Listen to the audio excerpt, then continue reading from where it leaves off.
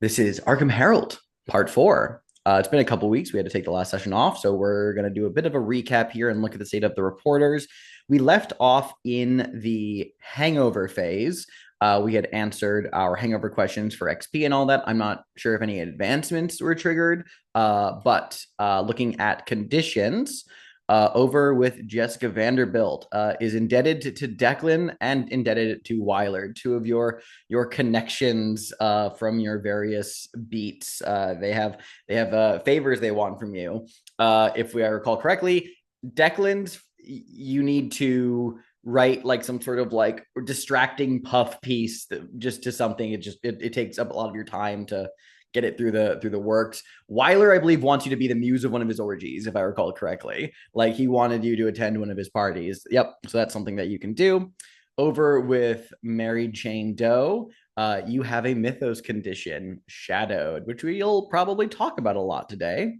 Alphonse Neagley is fully loaded up on conditions, marked by the sponsor, Roy Green's mentor, and broken nose.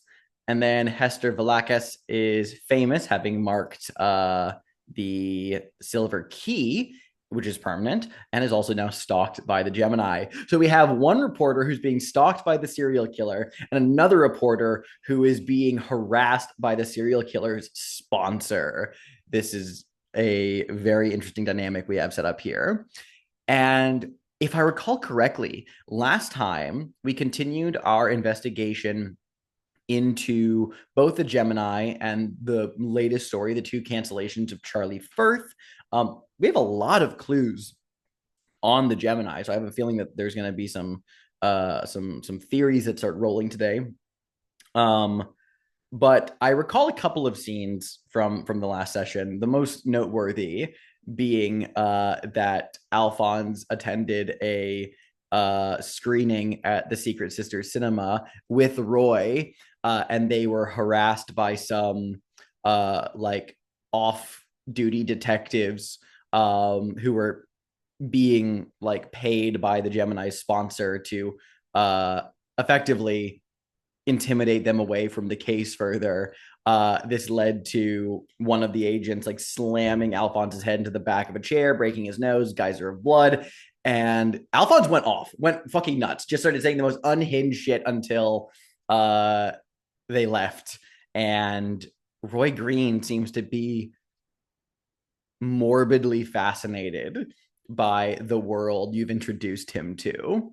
So I'm sure there'll be no repercussions from this. Jessica mostly just had a great time talking to people she know, going out to parties and asking after information and being invited to orgies. Mary Jane and Hester paid a visit to Charlie Firth's old place of residence, a house on, I'll forget the address off the top of my head, but while Hester it spoke with one of the fellow tenants there, a math student of Miskatonic University, and spied on him through his keyhole. Mary Jane stood inside Charlie's apartment, and a couple of things stood out to Mary in addition to the clues she was looking for. Number one, Charlie's apartment seemed largely bigger than the dimensions of the house itself should allow. Something about the geometry of the architecture just made it seem a little larger. And the second thing was, after spying some sort of odd gathering through a window of buildings, she turned around to see a tall, hairless man in a dark cloak watching her and pointing. And when Hester arrived, the figure disappeared, and Mary Jane moved on from this vision. However, we did notice, the viewer, I should say, we noticed that where that figure had been seen standing, there were two crescent shaped indentations in the dust of the floor, suggesting hooved feet. Interesting, interesting. But that wrapped our off the record phase, and we're moving to go on the record, which means it is time Well, actually, no, it's not time for me to introduce the story because first things first, Mary Jane has to have a visit to the waiting room. Once again, Mary Jane, you are here with the thick chromatic colors of this living painting swirling about you. A river, bright, unnatural blue, moving with an oily current, actual paint sludging along through its course. And you're walking through a field of vibrant green with the host, her long, slender arachnid legs gliding gracefully through the sunlit meadow.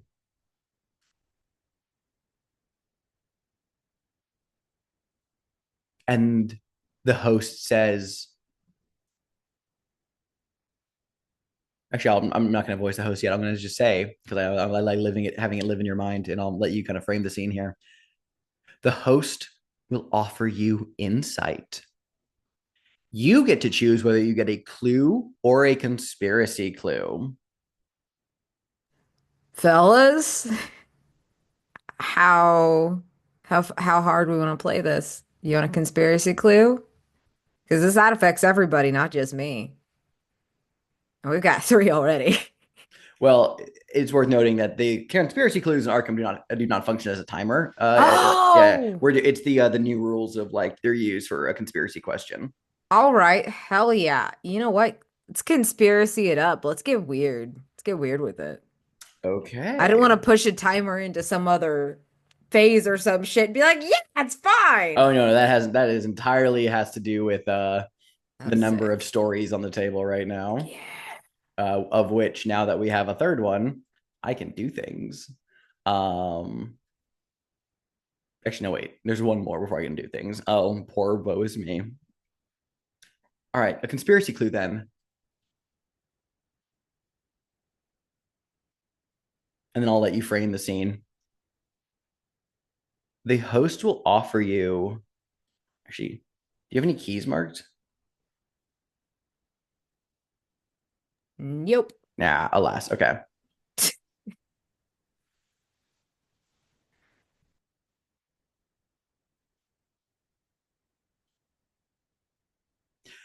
In the dream, you will come upon a boat that sits on land here like a great tidal wave, like just carried it from the ocean and nestled it gently here amidst the dappled paintbrush grass. But then there is a groaning, shrieking of metal as the ship is suddenly and violently begins to get dragged, will sink into the earth itself as if it was being dragged down and swallowed up by something deep within the earth. That is the conspiracy clue. And I'll let you frame the scene a little bit for the waiting room and the host here, aftermath or whatever. I think, yeah, we get to see, we focus on the boat as the audience for like the first part. We get to see it start to get dragged down, then the camera flips. Almost the same way it was at the theater with Alphonse. And we get to watch Mary Jane and the host watch whatever this is drag it down until it's quiet again. And she just looks up at the host, not as concerned as maybe someone should be, because this is a dream. It's probably fine. And the host just shakes her head no. And then Mary Jane looks a little concerned. Indeed. Well, thank you. Do you have any other moves that fire off at the start of the on the record phase? Very good. Our new story: Bad Dreams at St. Cuthbert's Heart. Formerly a Catholic institution and now a teaching hospital for the Halsey School of Medicine at Miskatonic University, St. Cuthbert's Heart has enjoyed a sterling reputation in Arkham's medical community. Until now. An anonymous whistleblower tipped off the Herald. Patients undergoing common surgical procedures are entering unexpected comas. While all surgery comes with risk, your source believes the number and frequency of these comas, combined with the banal nature of the operations in question, suggests malpractice. A question for Jessica. Your life was once saved at St. Cuthbert's Heart. What happened? Who do you owe your life to? I think she had an overdose. And I think heroin. I think she had a heroin overdose. I'm thinking of Mia Wallace from Pulp Fiction. Mm-hmm. And Declan.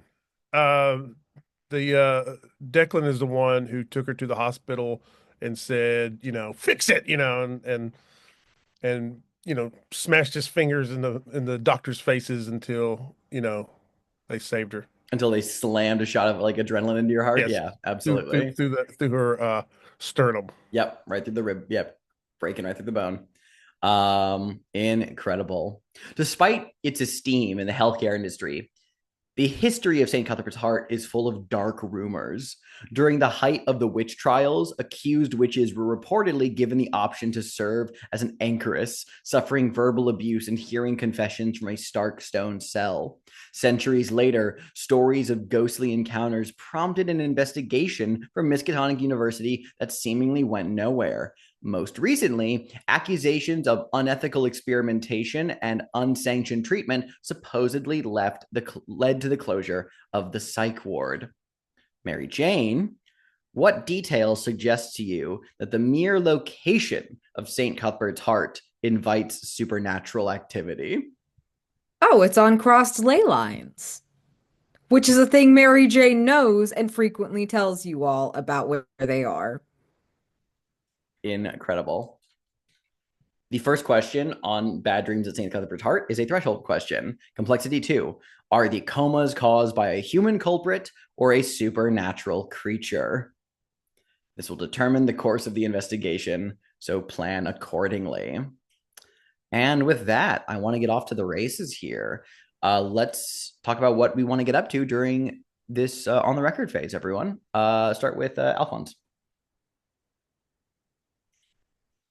Um, this is whew, as much as I'd love to do a vulnerable move, I'm three stacked up. I would say that Alphonse is pretty freaked out. Uh, because well, not like freaked out, but like freaked out, but like pretty I don't know, shaken by Mm-hmm. the things that happened at the movie theater. Sure, sure. So it's time to tighten up, and it's time for Roy and Alphonse to dig in and take this seriously. I would love for to get one of the other journalists, maybe Hester. Hester's a weirdo. Mhm. And or Jessica. Jessica understands rich people. And then or Mary Jane, it just is well, also a weirdo like Hester. So if any of them are available, we could say that Alphonse is set up in one of the conference rooms at the Herald with Roy Green. And is just like sitting with all the Gemini killer stuff that we have so far, with like this, like with the letter and the cipher sitting in the middle. One Do second, fucking mowing. Oh, no worries. Do you want then, under that frame in the narrative, to blow this thing wide open? No, maybe Okay. after, but I want to kind Okay. of look at everything all together and Do you see want to like, shoot? Oh, do you want to shoot the shit with everyone then? yeah, yeah. Uh, Here's the thing about Hester. He's a Because little like freak and he won't show up. no. Mm-hmm. It's because me as a human being am a little freak about mechanics. So like I love to min-max. Mm-hmm. Uh Hester Hester is very good at clearing conditions, but as long as they're at his place. Oh, this is So true. so if you come to the shunned house, you can clear two conditions, Alphonse, if we shoot the shit there. Unless Alphonse is unless US are like, I do not care for Big Maxing. We may clear a condition. I guess I'll take Roy to your little freak abode. I'm into it. I'm into Yeah. it. Are Jessica and Mary Jane also invited and wanting to go? Well, I mean, not that either of them can clear conditions, but yeah. I will have an open invite to Mary Jane. Jessica can show up if she wants. Yeah. Jessica's got her own agenda and is I think I've got it worked out in my head how I can clear my two conditions, and all I have to do is talk to Sal, and I think I can clear both of them. Oh, interesting. I'm into that. Okay. So that Jessica will be busy. And Hester will be hosting. So that leaves the question of Mary Jane. Are you going to Hester's house or are you going to do something else today? No, I'm gonna let Alphonse have this one. This is a special little treat just for him and Roy. And good luck, Hester. Good luck with that shit. Um, I think, you know, hmm, because I think she would want to go investigate some stuff. And I'm trying to figure out if there is another place to go for Charlie first that we didn't already go. Um, yeah, I can here. Let me remind myself of some things. Well, there's a couple of interesting leads here that you could follow up Okay. on because it was mentioned that the show that Charlie was the star of in your dreams had moved to Arkham in its like last few seasons Hmm. for tax incentives. Oh yeah. The studio is still in Arkham. It's an abandoned warehouse effectively now, but also all of that film Charlie had to be developed somewhere. And I think, especially because Mm. you were in his apartment, you would have found a lead on that, a film development lab called Through a Glass Darkly. Oh, I have to go to that. I have to go. I love an abandoned warehouse, but that can be for later when things aren't open. Fair enough. All right. Well, let's start the day somewhere very nice and comfortable. It doesn't even necessarily have to be daytime. I will defer to you, Hester. Is this an evening meeting at your house? What time of day is the scene going to be set in? Uh, I think I imagine that is an evening affair because, well, frankly, being invited to one's home, especially in work regarded matters, like you should work in the office during the day, but at night, as it were, it's fine to invite each other to one's homes. That's not improper, And right? and I love it. Mhm. And I believe Roy was also coming along here. I think that was mentioned. Yeah, So Roy's here. because, So because Alpha, Roy can't be trusted by exactly. himself. Alphonse, you're walking down the sidewalk with Roy, having been invited to Hester's home. This has never happened before. Roy does look at you and be like, "Is this like a normal thing? Like you guys have like a dinner party every week or something like that?" God, no. No. I've never been to Velakis's house ever. I have to ask, by the way, like just because it's so fucking like era appropriate and just is your nose just like bruised purple with the fucking like Yeah, bandage and it's got across the it? fucking tape and the Yeah, the Brits tape. on it. Yep, Yeah. yep, yep, yep, yep. Yeah, it's Yeah. just so bloated and purple, like just a sore on your face. And the two of you are walking through a fairly like nice neighborhood, one of the like old neighborhoods, historic. The houses here have stood for many, many long years. And one of them stands out because you show up at the address. It is a ruin. You see old, overgrown walls. This place looks like a squatter's haven from the outside. It is nigh condemnable. Like doors or windows, I should say, like boarded up. A note, like a few like old eviction notices that are like a few years out of date, posted, rain soaked. This place, there's like a hole in like the roof. You can see just like a branch has like broken through like a gabled window up in the attic. This place looks like a fucking mess. And Roy says, it's the wrong address, right? You're going to tell me you got the wrong address, right? Have you ever talked to Hester before? I try not to make a habit of it. Well, then you would, if you've done it before, then you know this is completely up to their idea of a good time. And when you approach and you knock at the door, Hester, you answer it. Mm-hmm. We don't see the inside quite yet, but let's get this little moment on the stoop with you two. Welcome, welcome. Alphonse, Roy. Hester, You need a maid or like a contractor. No, this is on purpose. Uh, because I'd rather not have people wandering up onto my property unless they are invited. So sometimes it does attract the wrong type of crowd, but they could be scared off enough. And I think I point to like probably like a withered tree in the yard, and like there's like cans like hanging from it. Whenever they echo, they like sound like very ominous. Oh, So just like cans just rattling around. I thought you said hands. I was like, holy fuck, no, cans. I got you. cans, like Hester. Cans. Yeah. Yeah, like yeah. Yeah. Hmm.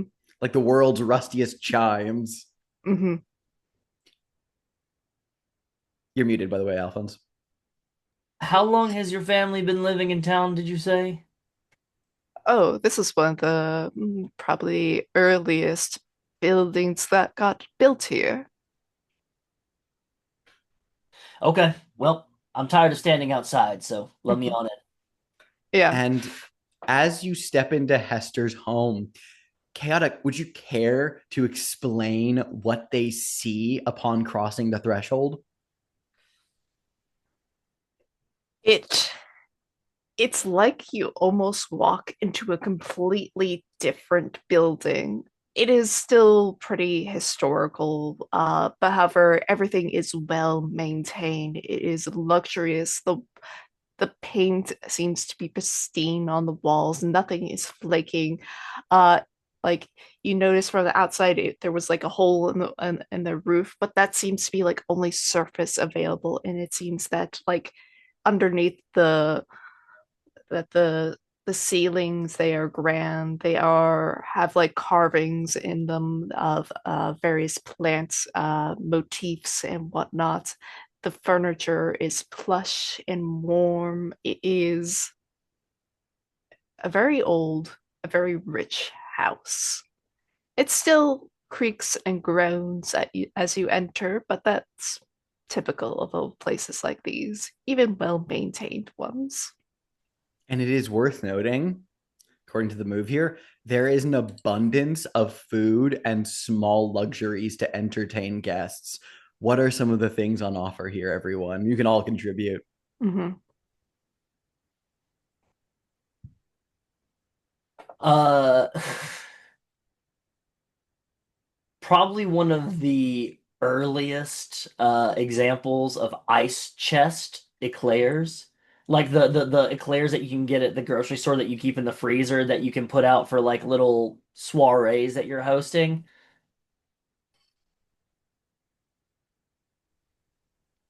I like the idea that there's these little sausages that are like candied or in some kind of gravy or something, and they all have like toothpicks in them, right? And it just looks but it looks like there's like way too many of these little hot dogs with little sausages with toothpicks all in them in this big silver platter. Savory.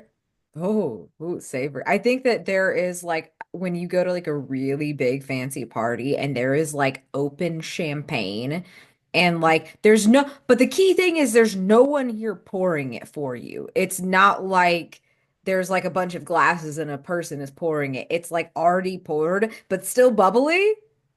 And there's like too many glasses for how many people are there, and even for how many people were invited.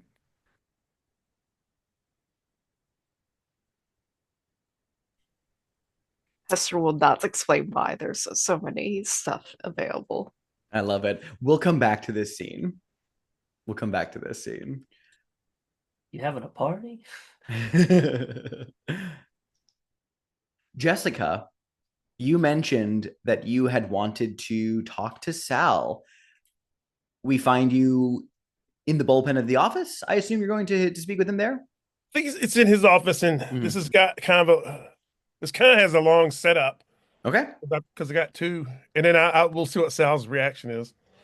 But she's got this probably a folder with a story in it for Declan, and when she goes in, I think the camera shows her like going in with this folder, and she's like, she's probably done this, hundreds of times.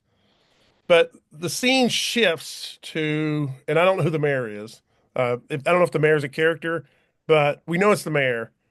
Um, and we're in the mayor's, we're in some room with the mayor's. I don't know if it's his house or whatever. But there's this huge mural on the wall, and it's done with photography, and it's divided into three sections: green, yellow, and red. And when you look close at it, you see that the colors come from wallpaper and lighting and clothing and food and whatever they're eating, and they're thematic. And the first one I think was the green one is probably people at work and business. These are all movers and shakers of Arkham. And then the yellow one is probably they're out to dinner. It's like this collage. But the red one, that's the interesting one. That's one where we see like the people like in acts of like rage and sex and all kinds of stuff. This is where the orgy scene is in this mural. And so we see that, and the mayor's looking at it, and he or she, and then they're like, "This is very nice." And we see Weiler saying, going into it and explaining everything. And then we go back to Sal's office, and Jessica hands a folder over to Sal, and she's like, "This is that story about the mayor's collaboration with local businesses, bringing the crime rate down. I'm really hoping to get this published whatever page Declan wanted it. That's where she wants it." And when Sal makes eye contact with her, Sal remembers this night not too long ago where he drank too much. He was like drugged out of his mind. He's naked. He's sitting on a couch. There's a guy going down on him across the room on a like a bench couch. Jessica's naked. She's riding some guy. There's other people. There's other people in here in this orgy. And then for one split second, Sal and Jessica make eye contact, and she just kind of like raises one eyebrow as she's like, doing her thing. And then we cut to like now, and she's like, I think maybe I don't know what you think. I mean, maybe on page two. What do you think, Sal?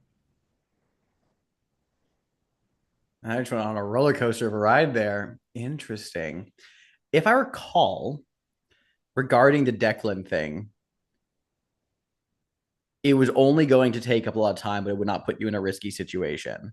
So this one's pretty straightforward. And what I'm going to say is you may now clear indebted to Declan. However, I'm going to ask that you replace it with a normal condition that can be cleared through the normal means, just to reflect that you've put a lot of time on this. Now we're going to say that it's just I have a something about deadlines. Hold on. Oh, take behind schedule as you can replace it with behind schedule. Just can be cleared the normal way. Just but that you're no longer in debt to Declan. Now, you said that you were gonna have angling for both. How does this apply to Wylan as well? She Or was in an Wyler? orgy with But was that in the present day? Or was that well, I like a mean, it's what? like it might have happened like 2 days Oh, ago, like recently. true. True. Which ones did you pick for that again? Because it's been a couple weeks. I forgot. Did you pick that it wasn't gonna put you like it wasn't gonna be risky? I forgot which one you said that it wasn't gonna cause a scandal or something. Let me look at the list. Yeah, because there's it's a three. I should have written this down. I just blanked. It won't take too much time. It won't put you in a risky situation, and it won't piss off Right. another beat. It won't piss off another beat is the one that I didn't pick.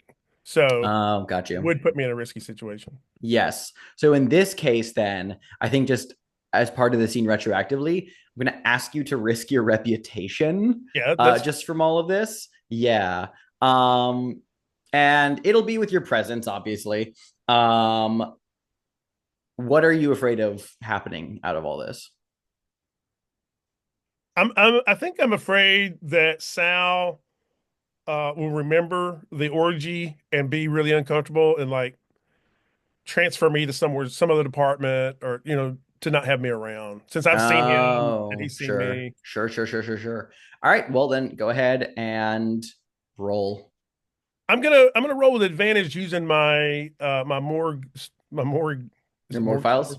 morgue file about the mayor's Oh, Mayor's Affair. Yeah. about the mayor's affairs. I love it. Roll with advantage. Mark it and roll. I want to keep a job. You want to get your yeah, exactly. All right, it's a 6 and a 2 and a 1, and I'll take the 6 and the 2 and 8, a 10, right? 10. Jessica got a presence of 2, Yeah, right? you do it Yes. flat. You may clear Audacity, indebted audacity. Sorry. audacity, not presence. So yeah, Yeah, this is terminology. I did the same thing. Yeah. Same thing. Just it's a new coat of paint. Go ahead and clear indebted to Weiler and give us the rest of this scene. Just wrap it up and how things play out from here. When Caddick put audacity in the chat, it still didn't dawn on Yeah, me. my brain said like, oh yes, the audacity of Yeah, this. No, it's that's the name of Jessica. the ability. Yeah, I did. Yeah, I'm just waking up here. I think instead of like throwing, getting rid of Jessica due to like this, he's been incriminated or whatever. I don't even know if he knows that there was a photograph taken, or maybe I think Jessica does. So he takes it and says, "Yeah, this will do," and um, and she turns to leave like quickly, and because she's behind schedule, and I think Sal says something like, you know, "Hey, hey Jessica," and then she turns and yeah, and then I think he like blushes and says, "No, nothing, get out of here." Get me pictures of Spider-Man. It's always By gonna be the 5:30. 5:30 on my desk. Incredible. And then in another scene, Mary Jane, you find yourself in a neighborhood of largely unremarkable townhouses. Um, most of these are entirely not worth noticing, but through a little bit of research, you found that this lab operates out of the basement of one of these townhouses. So rather just, despite having some sort of grandiose name, it's actually rather boring and unremarkable. But you find the address, and there's a little walk down to the door, a sign that reads "Through a Glass Darkly, Film Developing Lab." The steps are bathed in the red light of the dark room that comes like pouring out. A sharp chemical scent wafts up like brimstone. Let's add some color. The reception area features framed posters for largely forgotten films from the 30s and 40s.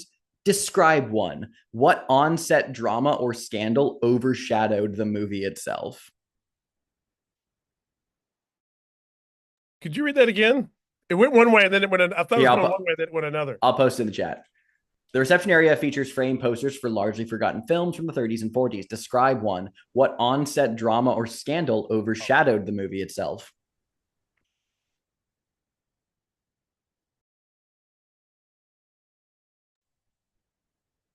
I don't like the face Beanar just made.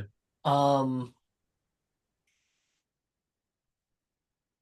Only Wings Are Meant for Love, which was like a late 40s noir film that was just made too late. It didn't catch on to the craze like Maltese Falcon or anything like that, like any of those movies as they were coming out, the Dashiell Hammetts or the fucking, you know, the rest of those noir writers. But it's starring Tyrone Bilson and Amy Millhouse. And The fact that Tyrone Bilson got seven different people pregnant on set kind of really took the wind out of the sails. A lot of his paycheck that came from that movie went to pay for child support. Uh, so yeah. There is a poster that has a real chimp on it from the late 30s. Like they took a picture of the real chimp with the actors, and it's I'm bad at names, so we're not going to name it because that's not the important part. The important part is that this is the only poster to ever exist of this movie because mid-filming, the chimp ripped off one of the faces of the leads. It was never released.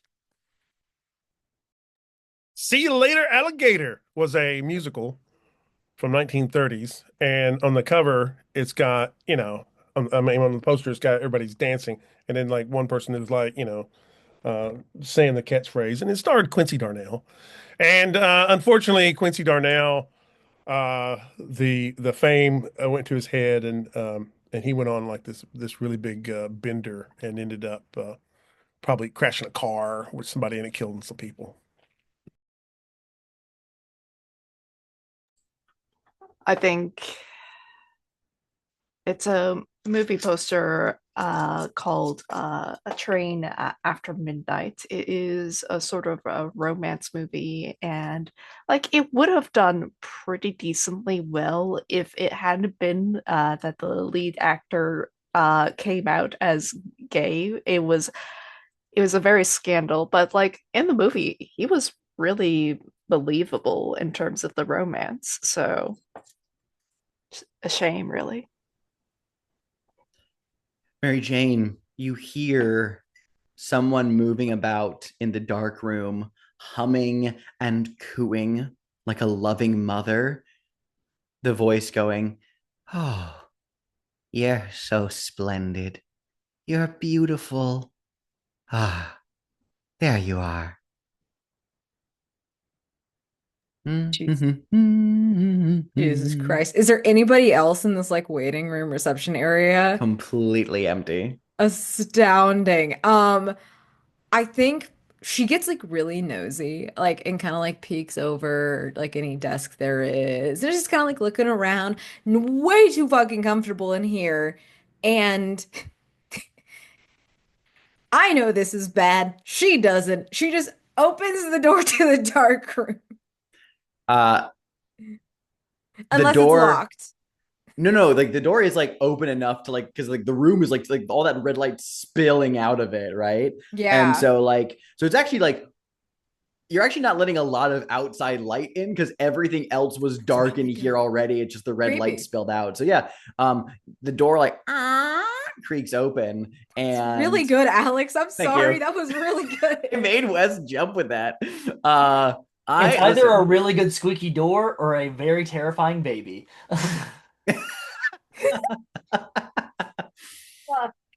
Uh, incredible. The door opens, and there is a man hunched over the like troughs and like the bins. You can see all like the strung up, like developing rolls of like film being done around here. and his back is to you, but he's very like compact, like a stick thin that's been squeezed together, shoulders like Fester Adams, just like all like up there and squared. Oh, I And love it. he glances over his shoulder and somewhat gaunt, a little like very pale. He has like these like dark bags under his eyes, but despite that, he like he it takes a moment for him to like see you, like he like looks over in your direction, and then there's this like wide grin just spreads across his face as he says, "Oh, hi. Hello there. I'm sorry I didn't hear anyone come in. I'm just finishing up now. One moment, please. Please make yourself at home. Sit down. Can I get you um anything to drink? A glass of milk, perhaps?" Oh, no, thank you. I'm just here to talk. It's okay. Ah, very good. Well, just one moment. He walks out and then closes the door behind him and walks Mm-hmm. over to like a little, pull chain to like turn the lights back on in like the main area. He says, "I normally keep the bell over top of the door to make sure I can hear as people come and go, but unfortunately, well, the damn thing has gone unused for so long. I felt I saw it just perched up there and it all dusty and sad. I took it down. Well, um, welcome to Through a Glass Darkly. I'm Henry Blanc. Is there Nice to something I can meet you. do for you today?" Yes, actually. It's so nice to meet you, Henry. Um, I was wondering because I heard that you were so talented and that you had maybe been working with someone really famous, and I was just Oh, curious. well, I mean, I've worked with a lot of film. There's something Mhm. so beautiful about it. I find that people who are the most famous don't have the best idea of the treasure troves within the film they carry. Does that make sense to you, ma'am? Absolutely, it does. Hmm. But when you maintain a open mind, Mhm. you tend to see a lot of things. And oh, I have seen things of all sorts, things you wouldn't believe. But as I always say, it is not my place to judge. Not that my mother would agree, of course. She's a church going lady and Oh, would I'm tell so you as sorry. much. Hmm. Well, I No, was I once wondering. developed a film of a young woman filleting a donkey. Huh. Hmm. Well, then maybe you've developed some things for the late Mr. Firth. I heard he was into that sort of thing. Oh, Charlie, yes. Yes. I saw in the papers that he Mm-hmm. was killed. Mm-hmm. It was a My, shame. indeed, one of my most reliable customers. Oh, really? Indeed, I think I have developed more film for Charlie than anyone else in the history of filmmaking. So, well, then you're just, Practically lived in a sea of Super 8 film, that man did. he did. And then I think you're just the expert to ask because I think you see things other people don't. And I was wondering, were there things on Charlie's film that maybe were unusual or interesting? Go ahead and give us the information move with audacity. Da, da, da. What's my audacity? Can't remember. Zero. Let's see. I was like, do I have any morgue files? Um, hmm. I'm like trying to think if I could use any of these morgue files. to help me out. Hmm. Okay, can I leverage a morgue file and be like, "Hey, did you get footage of like the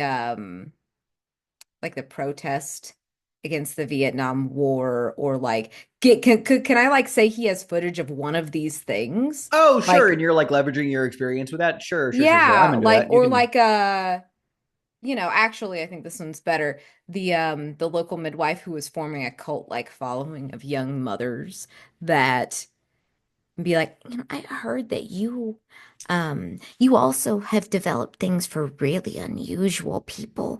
Like, oh, you would remember that one, those midwives, those young mothers, there was that birthing tape. I'm into it. Go ahead and roll. All right. Thank God, because that was really low.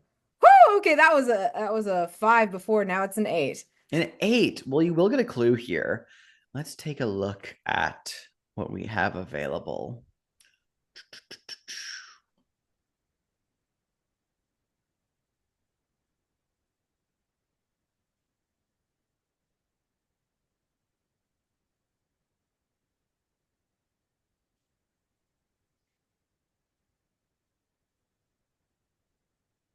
He will give you another can of film Oh shit. as he explains this was actually part of like the last one that Charlie had delivered prior to his murder. Um, you will need to, of course, watch it Of to access it as per the course. move to study it carefully. But I think for your complication,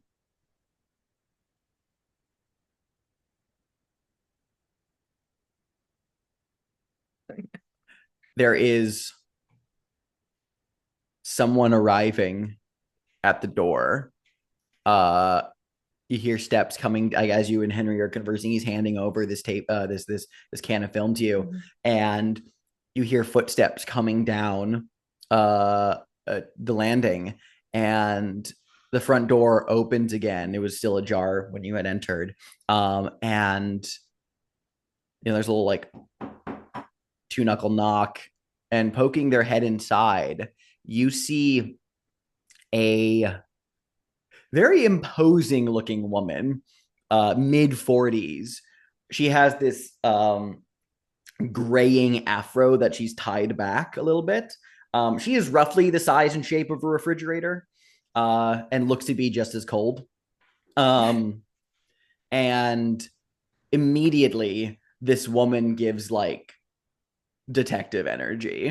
Uh-oh. And you actually see there's like another just like plainclothes detective behind her as well, knocking, entering the door, and like sees you and sees Henry. And this woman says, "Hope I'm not interrupting. Uh, I'm looking for Mr. Blanc, Henry Blanc." Um, yes, that would be me. And the woman says, "Mr. Blanc, Detective Octavia Rumlal." And she introduces some sundry cop that's with her. And she turns her attention to you and she says, "And you are?" Oh, just a customer. I don't work here or anything. Hmm. I think she like looks at the can of film in your hands. Um, and she says, "Right. Well, Mr. Blanc, we're investigating the murder of a man who has frequented your business before, Charles Firth. We were hoping that we could just ask you a few questions. You're not a suspect or anything, but simply we want to understand some of the nature of what he had developed here." And I think the detective that's with Rumlal here, like kind of like squints over at you, Mary Jane, and then he like walks over and like whispers to her. You catch mention of like this that the cop outside of Charlie's apartment building did see two people walk up and enter, and you do match this description. Oh, And when Octavia's eyes turn on you again, Mary Jane, oh, it is all of the whole like, oh, this is what we're doing here. And she's like tells the other detective to just like just maybe grab a cup of coffee, with Mr. Blanc here, just run the questions. And Detective Rumlall says, "May I speak to you outside, ma'am?" Of course. And you two step out. yep. Let's take a break. Let's pick up the scene back at Hester's house. You can role play it out from here. I will remind everyone that this is shooting the shit, which the only thing you really need to do to trigger is to discuss your personal history or relationship to the job. And then conditions can be cleared.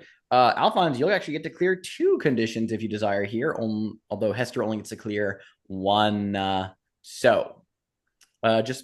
Continue the scene in role play.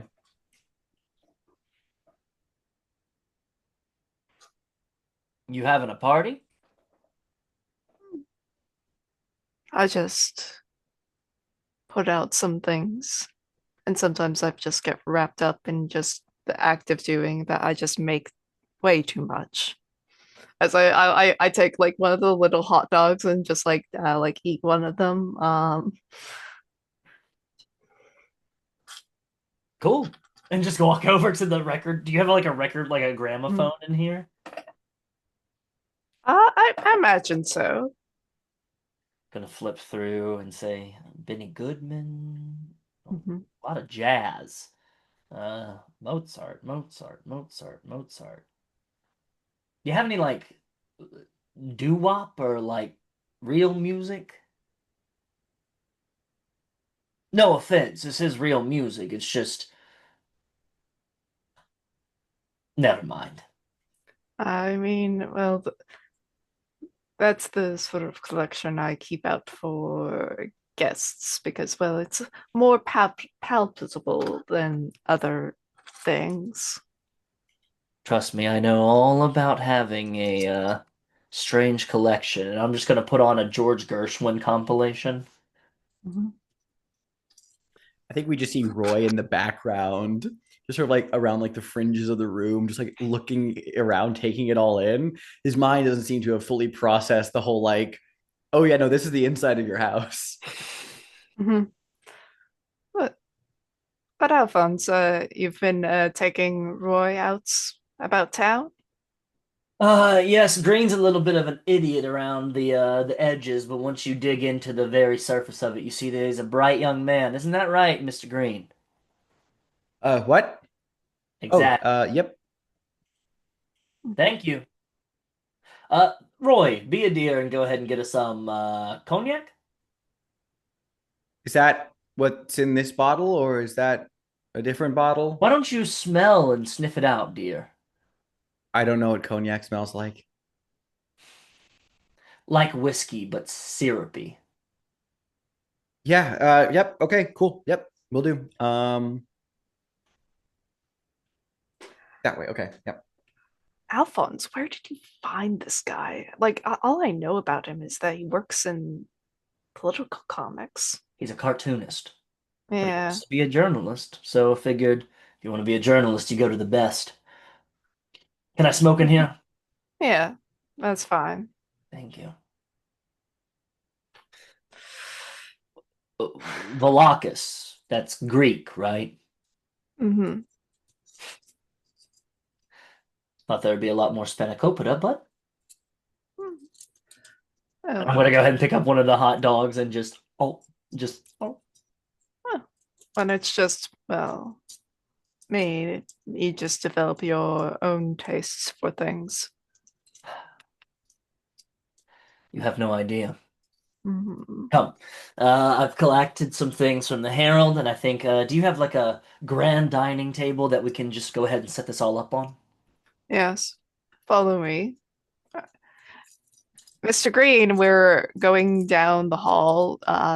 2 doors down and then make a left. Oh, got it. Yep, thank you. Yeah, he's out of earshot, out of sight.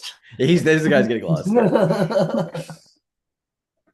Just looking down the hallway, just looking at like are there portraits hanging up?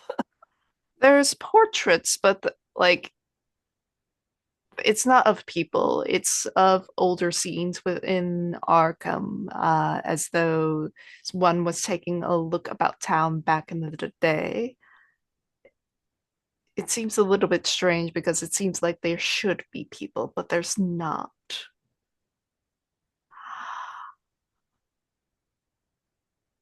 But yes, I know I'm a very private man, but it seems that personal lives seems to be intruding into the Herald as of late. Is Roy a professional interest or a personal interest? Hester, I do not know what you mean. I am the utmost of professionalism. That's why I always get my stories in under the deadline, on time, with sources cited correctly. But Roy doesn't. That's why I ask. Well, let's just say I don't like pets. They make things harder to keep clean. But I am personally and professionally fine with mentorships. And if I can make my job at the Herald less of a living hell than it is by grabbing an upstart by the ear and showing him how to wash behind them, well then, bully for me.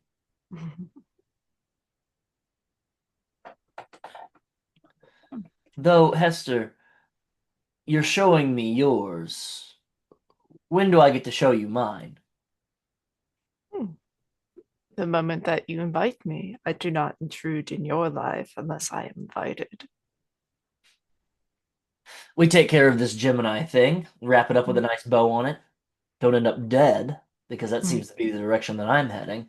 Whoever is bankrolling this cocksucker is breathing down my neck. But I'm gonna get to the dining room and I'll set the file folder down and then open it and then move the letter and the cipher to the very center and then start building things out. Not uniformed, not like neatly uniformed, but I am cataloging things. I am putting like things with like things. They seem to be related to one another. They are in one quadrant. I'm quadranting things. Tell me, Hester.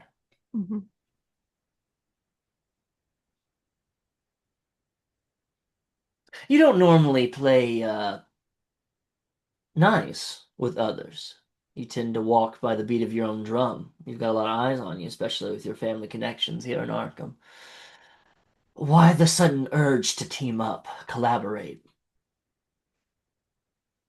Well, it seems that things are just piling up. Lots more violence these days, and well, you could use an ally or two. I'm not an idiot, but I do like having control over things, people, and well, most people don't like that. Therefore, everyone's kept at arm's pace. I should introduce you to my friend Harold Pickman. I think you two would get quite along with one another.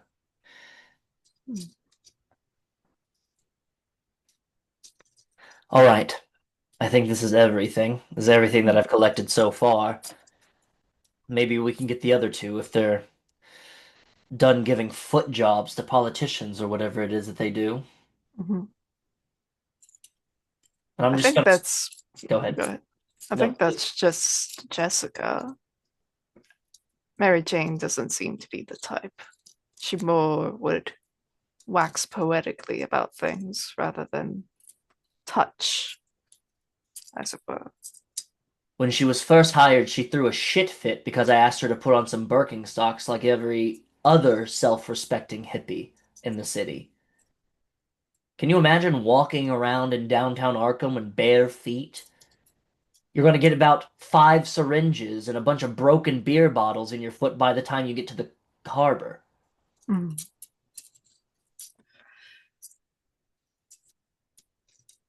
Yes. I know it seems strange, but I really don't think it's a sort of fetish thing in her case, but rather something that probably would be quote unquote builds character. I never completed finishing school. Anyways. Looks down at the table, scanning through. So what do we know so far? There's a killer, he's a maniac, he's ripping people apart. He has a fetish for horoscopes, so he could be born after the war. I think that is a great place to end the scene with now segueing into the actual work discussion. Mhm. Go ahead. You may clear some conditions. Alphonse, are you clearing both Roy Green's mentor and Broken Nose? Or marked by the sponsor? You have 3 conditions. You can pick clear I'm 2 of going them. to now that I know that I'm like not by myself, Mm-hmm. I'm going to clear marked by the sponsor. Makes sense. So that there's other people. It's essentially like there's a spread now. Sure. There's multiple of us. And then I'm going to keep Roy Green's mentor Sure. because I enjoy that. But Love I'm going it. to keep a broken nose. There'll still be the aesthetic of that going on, but it's like it's Mm-hmm. not going to bother me because I have another nose on the case. And you're clearing stalked by the Gemini, Hester? Yeah. Now, I will note by clearing this condition, you are not going to stop being stalked because you're still famous. And this is, but it's Yeah. no longer a thing that's necessarily of major concern to you. It's not as, yeah, there's less of a hindrance there. But all the same, I do like the idea of looking through your window, like, like we're just one of like a crack of the window, we can see the Gemini standing across the street, watching your house, black mask on, and just like walks away with other things to do right now. He's got Uh, things to see and things things to to do. see, people to kill, gates to open, keys to collect. Go ahead and start thinking, the 2 of you, about what clue you'll stumble on. I mean, your little ending beat there is a great segue into a clue for the Gemini. But I want to check back in with Jessica. I mean, you clear those conditions. You are in your element. Before we go off the record, was there anything else you wanted to tackle? Yeah, I don't know. It seems like Alphonse and Hester are about to get another clue for the Gemini, maybe. Mm-hmm. I don't know. I think we have 8 or 9? We we have, so they're about to add a 10th. So I don't know if Jessica needs to get one. Jessica can get one more clue on something, or I can move on. Entirely your call. We never talked to the student that was the survivor. No, yeah, because you showed up to Miskatonic and then spoke with Dean. I think since the student is like an eyewitness, that it seems like we should talk to the student. So Jessica can talk to the student. Sure. You return to Miskatonic campus. This time you're actually paying a visit to one Miss Alia Carter. And I'll remind everyone, in case spelling got confounded anywhere, that's her name. You actually probably have to like poke around a little bit to ask about where she is, but you find her smoking outside the quad, kind of at the fringes of the dormitories. She is dressed heavily in, like, parka jacket and scarf. It's like, it is like warm weather, but she is dressed like it is like a crisp fall night. The way that her arms are crossed, the way that her, she just kind of like keeps to herself as she smokes. This woman is on edge, like knife's edge. Like there is just an immediate like harshness to her. And I think you maybe like followed her for like a little bit just to see where she got to this point. And she has like a bit of like a limp, probably from the nerve damage she sustained. From the details, you know that she was present during the murder of Dr. Conan Hall. She was found unconscious in his office with multiple stab wounds lying next to the body. So she's just having a smoke outside the dormitory. It's like after class hours. It's getting into the evening. What do you do? I size her up and I think, how can I gain her trust? Oh, that's right. It's your move. Fuck. Uh, I don't think I've used it. I've not used this yet. you have So not used it yet. This is great. This is great. Yeah. I'll, How? So yeah. Read the move, please. yeah, I'll read it. Once per session, when I encounter a side character, you may ask the keeper, how can I gain their trust?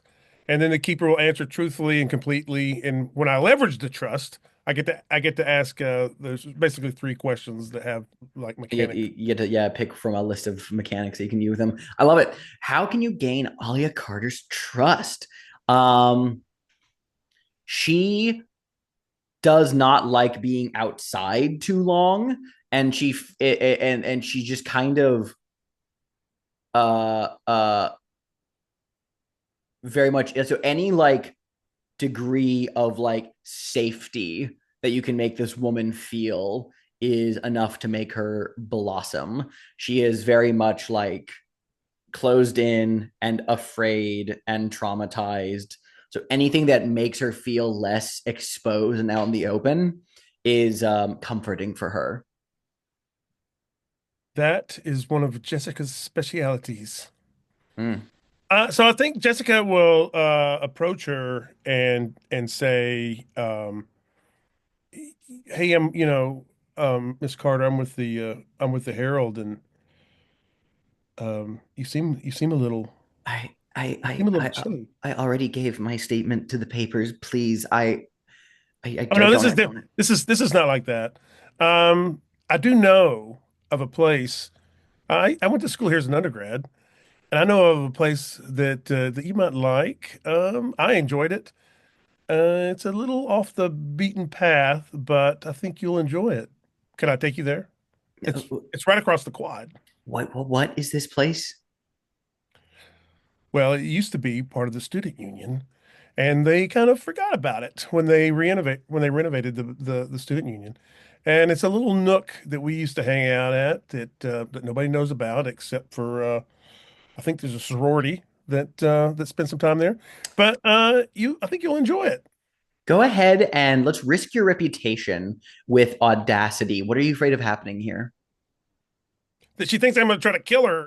Like I'm it's a little Makes sense. too I'm cozy. gonna give you, because that exact answer. I'm gonna give you disadvantage from behind schedule because I think you're being like hasty, like, yeah, let's go, come on, we gotta do it right now. And that's like, that might be very off-putting for her to be like, why the fuck are you so fast about this? So you'll have disadvantage. I'm gonna roll it with disadvantage. I'm not gonna use one of my morgue files because this may give me a chance to use another key. Uh, Exactly. Another crown. price. Key price. Yeah, mask. Uh, uh, All right.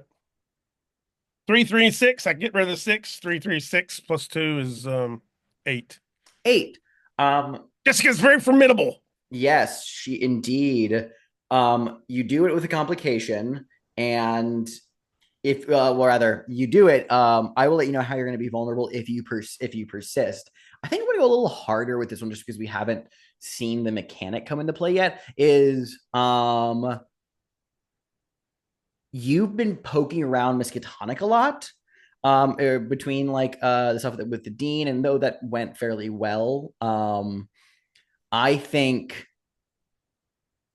your presence here is being put under scrutiny. Even though that's not something about Alia, I think I'm going to put you on the outs with Miskatonic, or rather with the academic, for the time. Yeah, because I feel like there is some stuff that's happening there. Just to remind people, the way this mechanic works is because he has two states of being in the loop and on the outs. When you become on the outs, either as the result of a move or because the keeper tells you to, you lose a contact from that beat. Describe how the relationship has fallen apart, then cross them off the list and mark XP. So I think that's going to be my complications here. Something about this scene or something that ensues, if you decide to pursue, is going to like put you on the outs with some, or just with the academia, or with the academic beat. If you want to keep that, or you can pay the price. I am going to pay the price because I don't want to be on the outs with them. Love it. Because it seems like a lot of these stories like go back to Miskatonic University. So that's probably one of my more All powerful. roads lead to Miskatonic. It's Yeah, true. I don't want to burn that bridge. So That's fair. I will mark a price. All right. Pay the price of the job or knowledge. Which one do you want to do? I'm gonna go with the job, All right. and You want to narrate that now, or do you want to hold off? I think I can narrate it when I think I can do it as like a story when Sure. we're in this cozy place where there's couches, there's like a sink, and it looks like it was like leftover parts of of a building, right? In the student union. And, but but the students have brought in like carpets and you know they've really made it really kind of cozy. And so in there, she's telling a story about when she went to college. When I went here as an undergrad, um, um, there was this time when I stole all the answers to the chemistry final, all of them. They were unsecured in our professor's desk, and I took them all. And I gave them to my friends, and we all did really good that semester in chemistry. But one of them felt guilty and said that I stole them. I convinced my best friend at the time to say that no, it wasn't Jessica that stole the chemistry answers, that I did it. And that's the only thing that kept me from being expelled. Claudia was expelled, but I hear she's doing pretty good.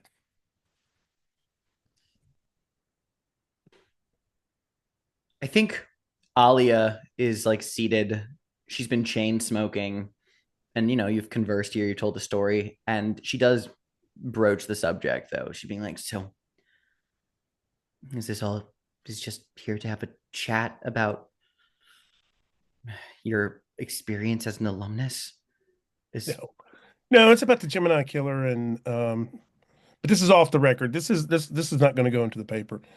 But we seem to think at Arkham Herald that this Gemini killer has a very powerful sponsor, and so I'm just want to make sure that you're safe, and that the sponsor hasn't contacted you. sponsor? That's what it seems like. Now, Like, when we blow this wide open, I think the sponsor will be revealed, and they'll be in as much trouble as the Gemini killer themselves. wait, like someone is like a conspiracy? Like someone's paying like this person to do what they did? That's the going theory, but I have no idea if it's true or not. That's why I'm talking to you right now. And I don't what, because you think I might know something? Well, you were there. Yeah, I barely remember it. I remember getting stabbed. I Well, remember how much it hurt. that's that's probably in the foremost of your mind, and I can see why. But what about why you were meeting with Conan in the first place? Go ahead and give us the information move. Um, I think nerve applies here more than audacity because I think it's more about like you trying to like get her to come out of her shell. You're being calm and collected and just tell me what you know, like what you can remember, blah blah blah blah blah. Feels less charm and more uh cool. Plus one gives me a 7. Okay, so you'll get a clue of a complication. I'll give you the clue. I don't. Oh, sorry. What? My move. I don't roll. Oh, And that's I know right. she's My given it to bad. me. I apologize. You ignore the roll because that's right. You're leveraging the trust. Oh my god, Yeah, I'm I so totally sorry. forgot. Totally. No, yeah, that's what we're playing. Thank you for reminding me. So you are leveraging the trust. So you actually get, yeah. So you pick one of those three. I And I'm assume. going to pick the clue, which Clear. says, Yeah, what does it yeah. say? What does she know that is useful or interesting to me? Uh, I love it. Although technically, you're a creative man. I could have played this harder and been like, you have to ask that third one to get a place, but because you're a student, you're an alumni here, and I don't care. Now this one here makes great sense for getting a clue. We take a look at because we have 9 clues I've handed out, 10 clues now now that we've added one. I got to see which ones I haven't doled out yet. Let's see here. Oh, I see what you're saying. Well, I was leveraging her trust, and she just wanted something safe. So there could Hmm. be other students while we're talking. It didn't have to be totally private. Yeah, I don't think it's totally private. I think it's just like I think as you said, it was like a kind of like student union stuff that's been repurposed, kind of like a hangout spot, quiet, removed, probably smells of cigarette smoke and coffee. Um, let's see.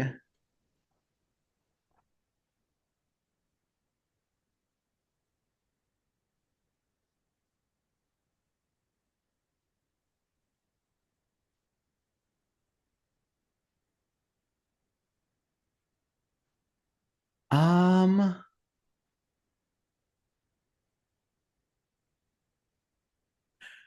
there is a moment where Alia just kind of like stares off into the distance, clearly just like in the throes of remembering that traumatic night where she was stabbed multiple times, where she was cradled in on herself, fetal position, too much pain to even scream, just whimper and whine as the knife plunged into her again and again. She remembers the feeling of her nerves being irreparably damaged when the pain was so great that it actually caused those lines of circuitry of the human body to erupt and short. But through all of the trauma of that experience, she remembers something that you get out of her. And I think by the end of the scene, she's probably bawling and is like very much like in a puddle of herself just to relive this experience. But she doesn't blame you for it. After all, you've been a good friend to talk to. And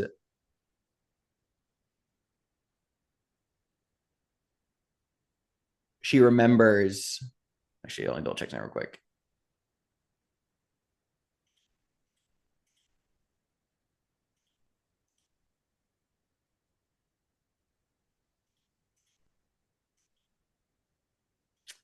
She remembers seeing something that she couldn't understand. She thought, and maybe still to believes, she was hallucinating it because of the blood loss and pain. But as she was lying there in a pool of her own blood, she saw the Gemini masked leaning over Dr. Hall as the life went out of him.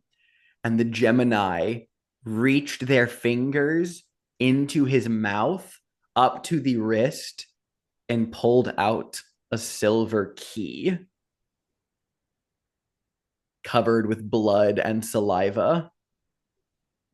And then when the Gemini looked at her, that's when she blacked out and later woke up at the hospital.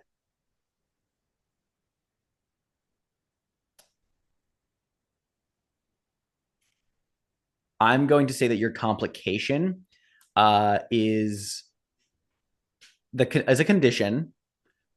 How does Jessica feel throughout this scene? I think Jessica's we've talked about how Jessica's kind of the least weird. There's not a lot of supernatural things going on in Jessica's life. So I think hearing about the sponsor and the kind of the way that Miss Carter framed it, and then the key taken. I think that I think sh I think she's feeling like not ungrounded, but like maybe there's some what's going on here. Like wait a minute, um, out of her depth, kind of feeling like this is not my. Yeah, This is take the condition out of your depth. I love that. Go ahead and wrap up the scene here. I think Jessica does seem supportive, and does everything that a friend should do. And like other students that are here noticed, and I think maybe somebody recognizes Aaliyah. And so I think we see Jessica like she's at a cocktail party and she's no longer interested in somebody and she wants to go talk to somebody else on the other side of the room. We see her like maneuver other students to take her place to console Alia, as then Jessica drops her soft demeanor and just walks out of the walks out of the building. Jessica. No, wait, no, that you're Jessica. Mary Jane. Detective Rumlal pulls you outside back onto the street level, looks at you and says, "So what the hell do you think you're doing here?" Well, it's a public place of Oh, business. don't bullshit me, bitch. Oh, aren't you feisty? What are you doing here? I should ask you what you were doing at, God, I always forget the address. Hold on. At 2961 Parsonage last night. You and, what was that? Mr. Villakas? Yeah, heard about you two. Reporters. Yeah, Hmm. Okay. Great. So this is what we're doing. yeah, it is. We're doing our jobs, just like Oh. you're doing your job, Oh, I we're think. doing jobs now. Mm-hmm. I Mm-hmm. understand. Okay, we're doing jobs. Yeah, Well, you know what my job is, miss? I do No, actually. actually, Yeah, hold on. Get that dreamy little look out of your eyes. Look at me, right here. Dead center. yeah, You see me? yeah, Okay. I see you. Oh, you're pretty. You want something right now? I do, actually. She just stares at you, uncertain of really what to do here. Because man, this is very disarming. And she says, "All right, listen, that is my crime scene. Uh-huh. This is my job and my area of expertise. You don't have a crime scene. Your expertise is being a pain in my ass, and your job will not exist if you continue to snoop around and looks at the can of film, interfere in an active police investigation in any way. Do we have an understanding? Because I want to hear the next words out of your mouth be, yes, Detective Rumlal, we have an understanding. Is something fucking funny, bitch." Yes, it is. It's so cute that you think you can get rid of my job. It's so cute that you think that you're in charge here. Couple of beat cops come walking up from their car on the curbside holding cups of coffee, and one of them says, "Is something the matter here, Detective Rumlal?" And she says, "Oh, as a matter of fact, yes." Well, what's the matter? I think we're both two very grown-up professionals having a very grown-up professional conversation, aren't we? uh the cops go to, she, just with a little bit of like, a look and a nod from Detective Rumlal. The cops go to snatch, like, to wrench the can of film out from your hands, and go to push you up against the hood of their car. Holy shit. What do you do? I think, hmm, what do I do? This isn't the first time this has happened to her. I think as soon as they like come towards her, she drops the can of film and just fucking soccer kicks it. Like that's That's the move. Okay. Um, I will let you, and then do you like run away, or are you just staying on the scene? I think she's gonna scamper because it's I will like say, it's the pew. yeah. Here's the thing, right? Is if you're doing that, I think we'll risk your reputation here. Obviously, the thing is, just by default, I'm gonna lose the you're clue. you're losing the clue. Unless someone has a suggestion that doesn't have me lose that clue, I don't see a way to not go to fucking jail.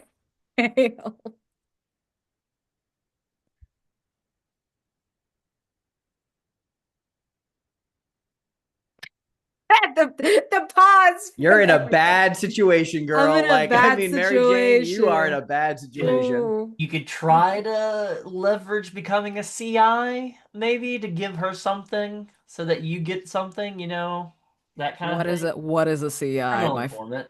Essentially just like an Oh, informant for the police, essentially. Uh, I forgot those were a thing. there's also like the idea of just ruining this woman's reputation in front of the In print. cops Yeah. and just like saying like, I know we were trying to have a professional conversation, but it's not very professional to offer me a bribe. Oh, just like start lying through your teeth. Just start lying.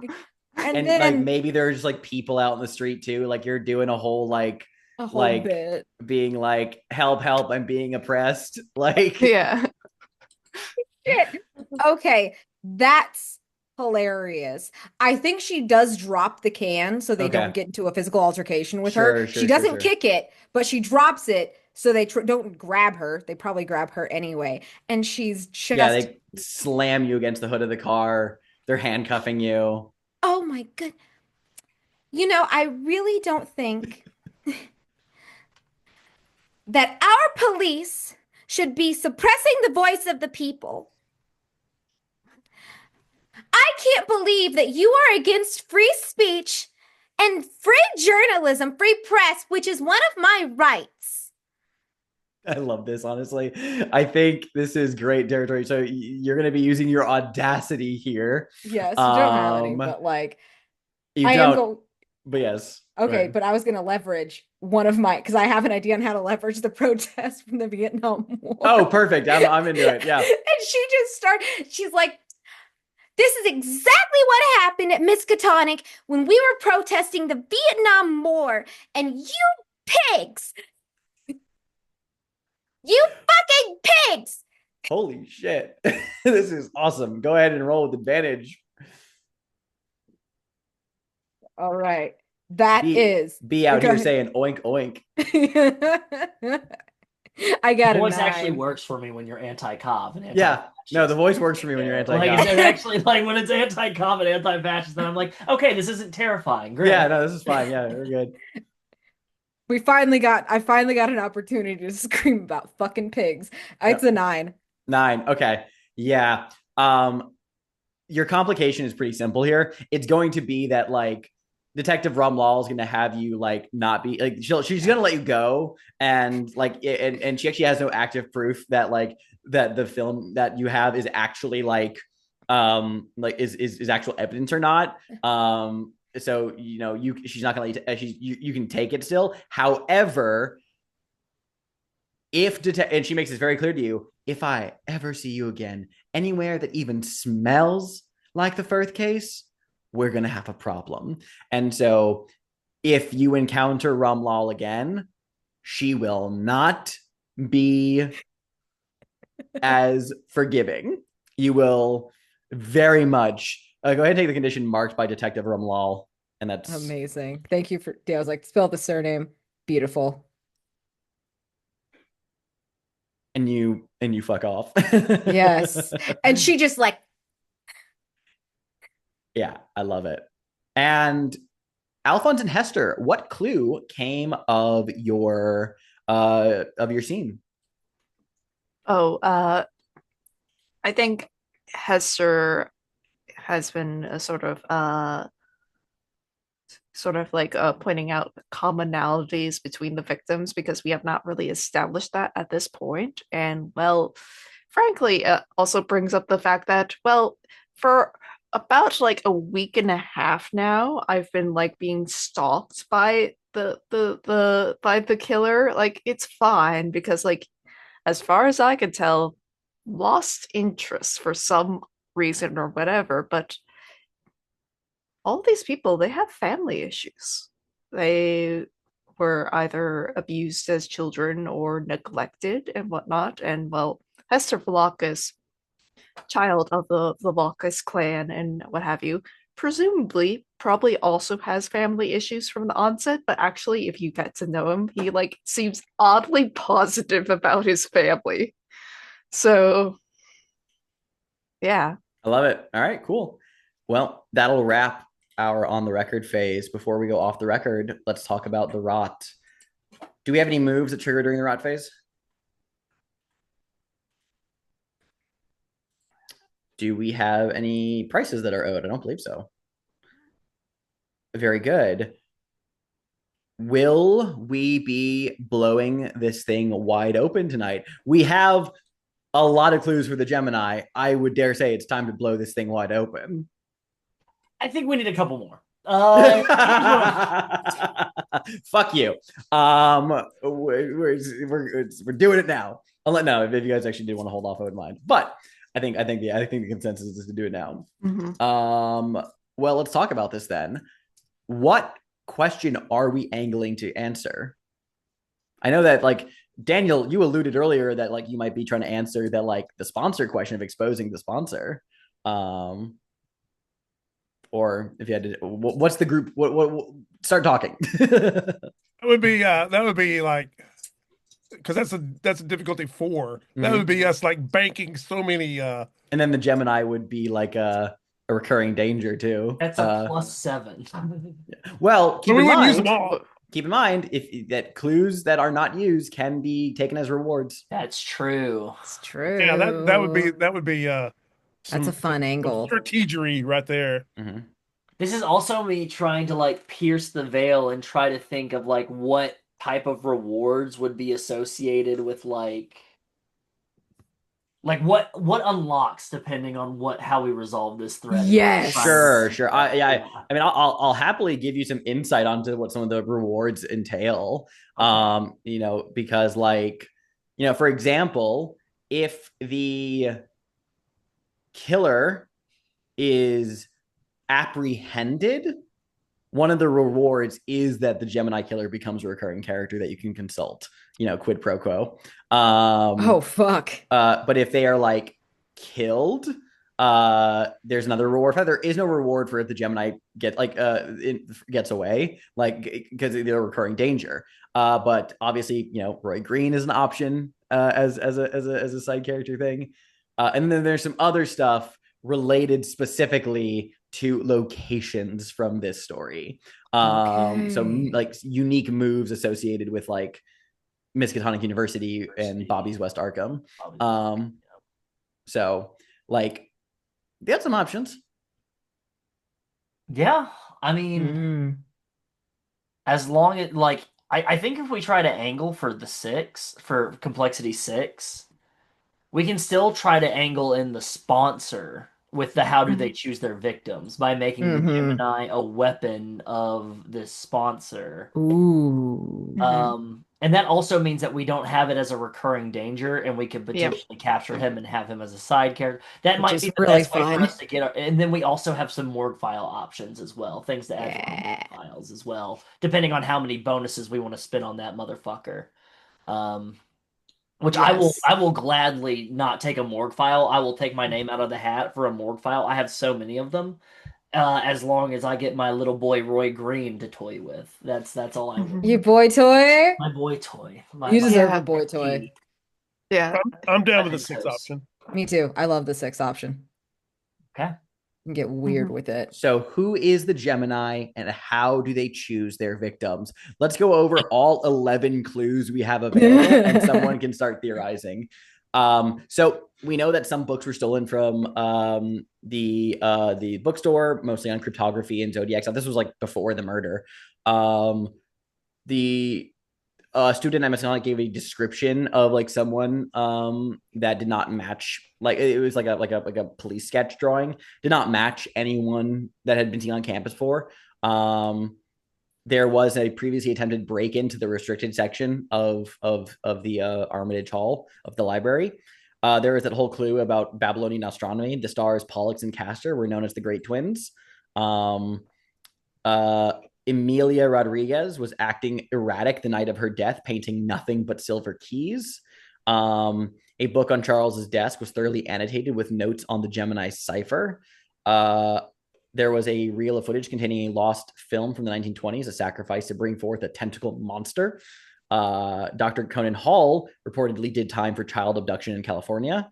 There was the latest victim of the Gemini killings was found with their eyes gouged out.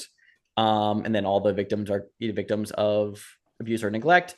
And the whole clue about like how the Gemini pulled a silver key out of Conan Hall's like throat, which may have been hallucination or may not have been. Who knows?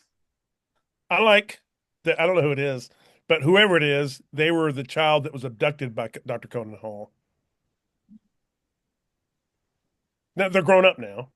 Oh my God. Like, so Dr. Conan Hall did jail Oh, for like the Gemini would be, so the Gemini would be like maybe the like kid. would be like very late teens or early 20s. Yes, In Yeah. this theory. yeah. That's fun. That ties together two of them. The Dr. Conan Hall did jail time for child abduction, and then they knew that the key was it.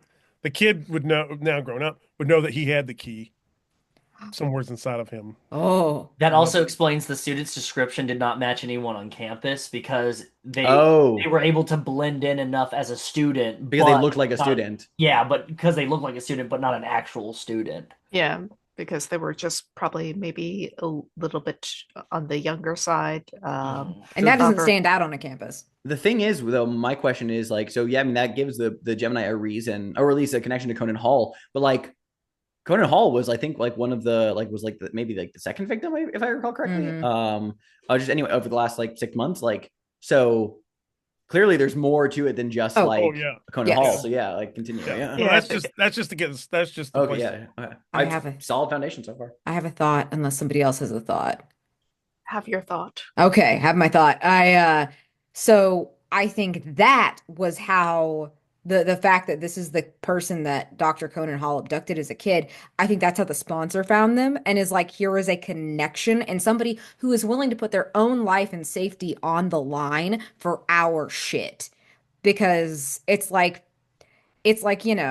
paying someone to assassinate someone who doesn't care about their own life because they're already pissed at the person. So it's kind of that's how they got chosen by the sponsor. So I think that's how we could connect the sponsor and him. I know that's not like a clue, but I think that that's like the thread we could follow For the to purpose. finding that. I will also note, just for the help of the theory, because I like where you're going with it, the opportunity that answering this question, the opportunity that it unlocks is that you will be able to confront them, during their next kill. So something about your theory helps you be like, well, we know where the Gemini is going to strike, or at least roughly where they'll strike next. So keep that in mind. But yeah, keep it going. Keep going. And so go ahead.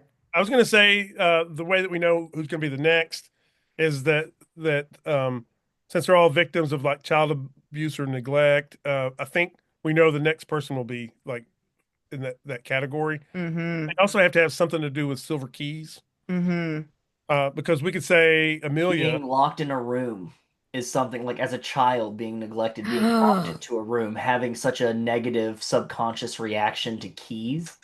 Probably something involving Amelia, maybe not the Zodiac, the Gemini, like because the Gemini's calling leaves ciphers and messages and stuff like that. Maybe the Gemini is also toying with the victims in the same way, is leaving them little mementos, things to see if their neglect, their abuse, their reactions, their PTSD to this stuff is triggered. Maybe that's the only way that the Gemini can determine whether or not they're a good enough victim, is because of if they have a strong response to stimuli that engages their I love the trauma. idea of like each of the victims actually being like stalked by the Gemini like before their Yes. deaths, and like the idea of like Amelia Rodriguez like hunched over the phone and the Gemini just being like, "Did you receive my message?"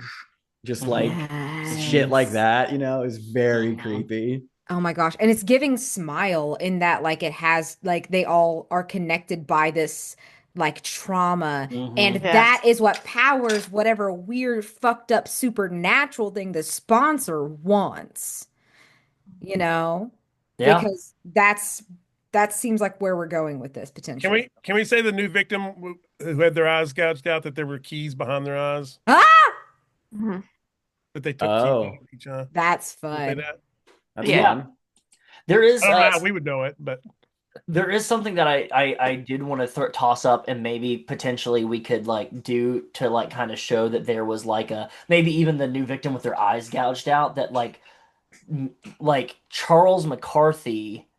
Let's see. The first was Charles McCarthy was the first Mm-hmm. that was discovered in the Mm-hmm. last 6 months. There could be more before Charles, Mhm. Yep.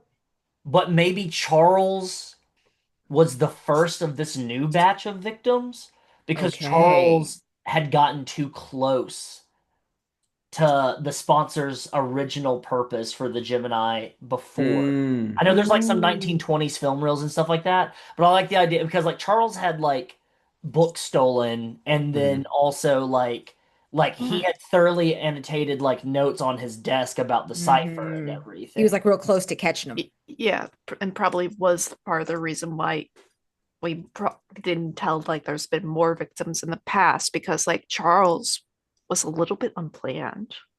Like Yes. it was. Mm. That's why it looked like a break-in, because there wasn't enough time to Yes. like stalk and like it was like a test. It was essentially like a proving ground, maybe. Maybe even the sponsor pushed the Gemini and said, "This is somebody that you should like model the rest after," or something like that. Could have even supplanted like false. This is not supported by any evidence, this is headcanon, but supplanted like evidence of child abuse about Charles, even though that might not have been correct. That might not have been like Oh. is since like this one's for me. The rest of them can be for you, but this one is for me to make sure that I'm protected. since we just said that that Hester had some issues with their family, but still was keen on them, and the Gemini killer is stalking Hester. Can we say that Hester's going to be like the next victim? We could use you as Oh. bait like at the Scooby-Doo Based gang. on based on what you guys are saying, it sounds like Hester's next. Yeah. Well, Absolutely. I will say that because Hester is famous, I mean, it is in the text that the Gemini considers Hester the only one capable of telling their story. So I feel like if it's not Hester, he might or they might want Hester To to be there. watch. Oh. They might want Hester to watch, Be like witness to it. so Oh, like fuck. even if it's not necessarily Hester, would be like I think that it could like pepper in clues for Hester to follow. Yeah, I think that's a possible opening. What does that Oh, put us that's at? so Where good. we at? That's 8 clues utilized so I far, I think that's plus believe. two. That's decent. I think that's Mhm. pretty Yeah. damn good. And then you would leave 3 clues as possible rewards. Yeah, that's decent. Mhm. And then Very the clues left over are actually quite good as like morgue file rewards if anyone took them. So Yeah. right. Yeah. very solid theory. Any other thoughts on this? We have a price of passage just in case. Yes, we do. We have Yes, the we price of do. passage. Well, I think we got to blow this thing wide open, everyone. You have to. But We, we don't get the sponsor as much as we wanted. But there's a lot of loose ends here, so a Oh lot of loose yeah, ends here. A I'm into lot of loose it. ends here. The I'm okay with not sponsor, we don't know not anything knowing. about the sponsor. But here's the thing, though: if this is a 12, that means the answer is a conspiracy clue, which probably suggests that the sponsor is the Cthulhu cult. Yeah. Maybe hope for a 10 plus minimum, so at least it could be bumped up, right? Who wants to be the one to roll? It has a +2. If I'm gonna be used as bait, I gotta You roll. got to roll. Yes, I'm Yep, go sorry. ahead. It's Yep, Hester. yep. All you. Jesus fucking Christ. With a +2, that is a 5. I rolled a 1 and a 2. Oh my. Well, So do we want to mark the price your of passage, theory everybody? is wrong. You missed some crucial information. And I mean, it's your choice. Either you live with the wrong answer and something bad's going to happen off the record here. Some events will transpire and you'll need to revisit the theory after a little bit more investigating if you survive. Or you can mark the price of passage to bump it up to a 7 to 9. It's whatever narratively y'all want to do right now.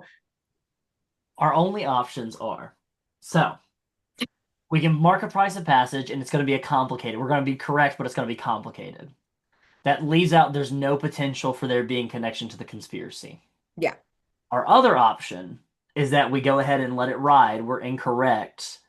Something bad happens in the off the record phase. Events transpire that could ultimately alter the entire story. We get our evidence back, right? The clues come Yep. back, right? They're not marked. They're not spent. But we have to find another clue to We have to be find at able least to one. blow this thing wide open Yep. again. The way the rule is, Ooh. it's same in all CFB games. If you Yeah. roll a miss on an answer, you can't reattempt it until you have found at least one new clue. So that gives us a chance to potentially Connect it to the connect it to the conspiracy, but we just have to Ooh. deal with the consequences of us being incorrect. Have we ever, as a group, rolled with incorrect on I a don't case? think we have. We've No. never done that. Because like there's never been really a good Reason to. moment for it. We've never been incorrect on a thing where we've had to bump it up by marking something on like a threshold or something like that. There hasn't been like a where there's multiple like Yeah. potentials. We haven't had a It's one always where, been like a yeah. there's this one set thing and oh you're wrong about like the cause of it. And so it's just, Yeah. we just did so much work. Yeah. And I will say, yeah, no, I mean, like strategically, yeah, if you wanted to angle, this is one of my honestly my favorite new parts about the way that the between has changed everything. The strategic decision of like, do we try to get this to be a conspiracy clue to help us out in the long run and change the story? What I will say is, so because your theory, if just to help inform your decision making, if the theory is wrong, it means, I think at its core, because I'm of two minds right now. It's either it's like, okay, well, you got it wrong about how the victims are being chosen, or it's you got it all wrong. It's like it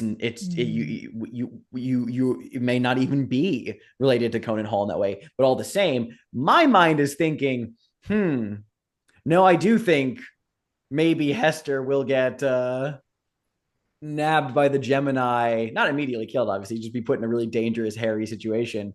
I don't know. I don't want to like hard say for sure like this aspect of the theory is proven false because I love leaving it open to be like you've misunderstood something, so some angle of the theory is incorrect, but you need to revisit it later.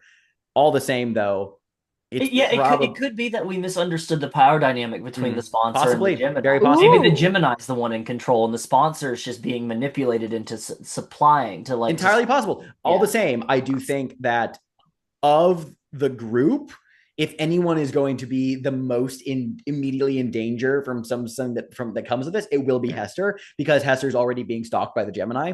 However, I'm not confirming that some of you won't catch strays, right? So, I don't know. Maybe I was marked by the sponsors. Maybe the Gemini even captures one of you, and Hester has to. It's like a heavy rain situation. You have to save them before the timer's up. I gave you all the clues, Mr. Policeman. I gave you all the clues, Mr. Policeman. Honestly, I'm kind of liking the idea of like someone's going to end up in a fucking Saw situation and Hester has to go save them. Or I don't know. We'll see. All the same, it's a bad off the record phase coming up. Are we thinking about taking the L for the potential of a different narrative payoff later? Or are we going to bump it up to be correct, but difficult or dangerous to pursue?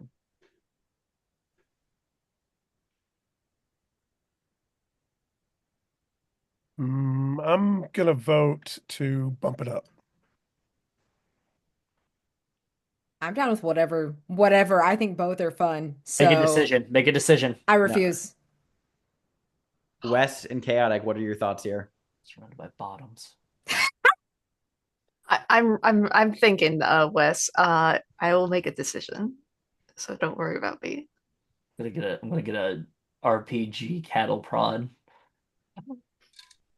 Not for Listen, you specifically, chaotic. That's just a lot of like in I my can. games that I run frequently. It's like, what are Uh, we doing? And I'm like, okay. just make a decision. All right. I'm deciding we're not bumping it up. We're not Uh, bumping it up. yeah. You are the most in danger. That's why Yes. I was like, I'm not making this call. It's not my. This dude isn't. Has never stalked me.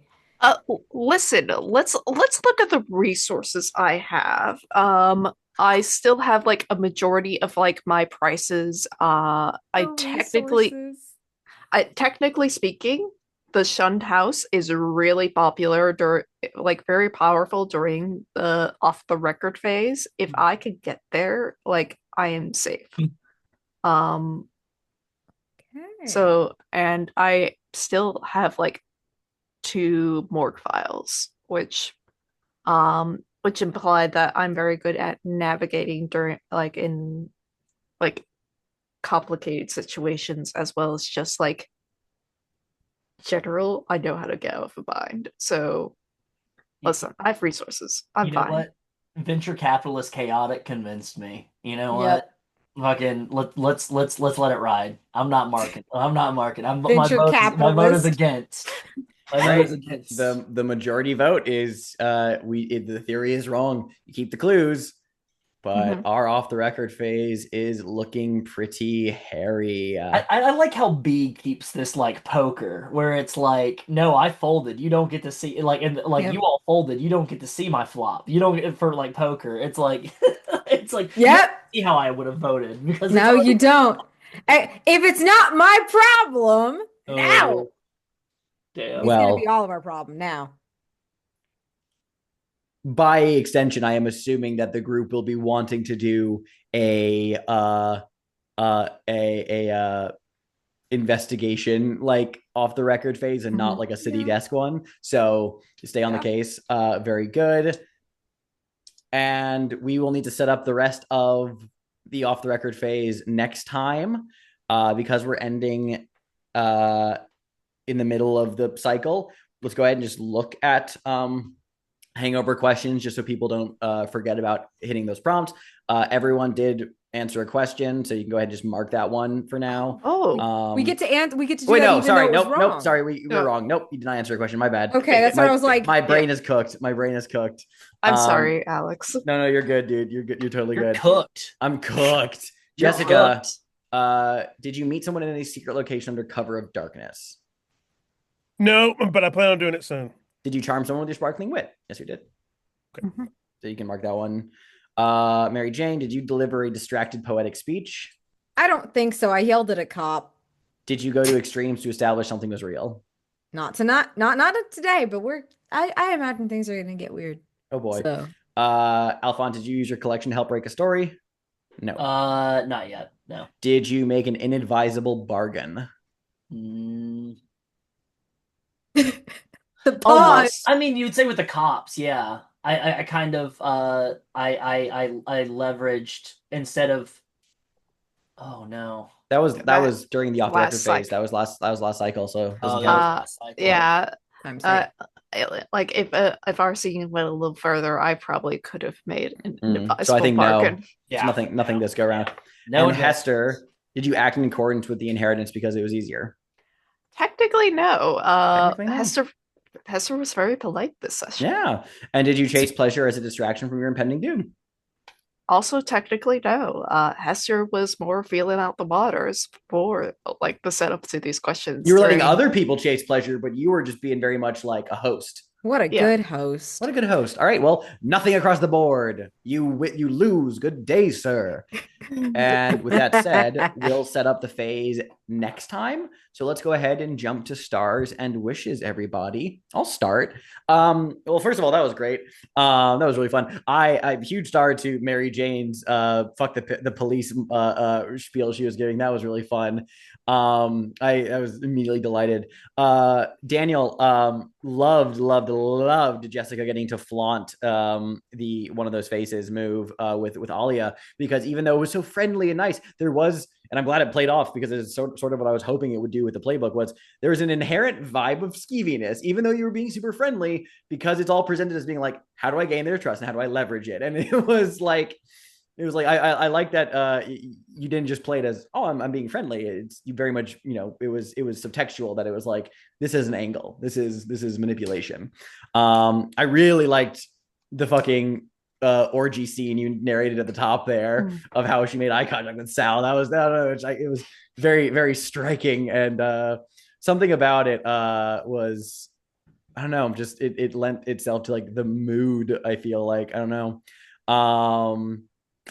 I very much enjoy getting to see Hester and Alphonse speak at the house, especially like at Roy's like expense of just being like this, talking about him. And I love the idea of like Hester being like, where did you find this guy? It's like, in our office where we work, because he's our coworker.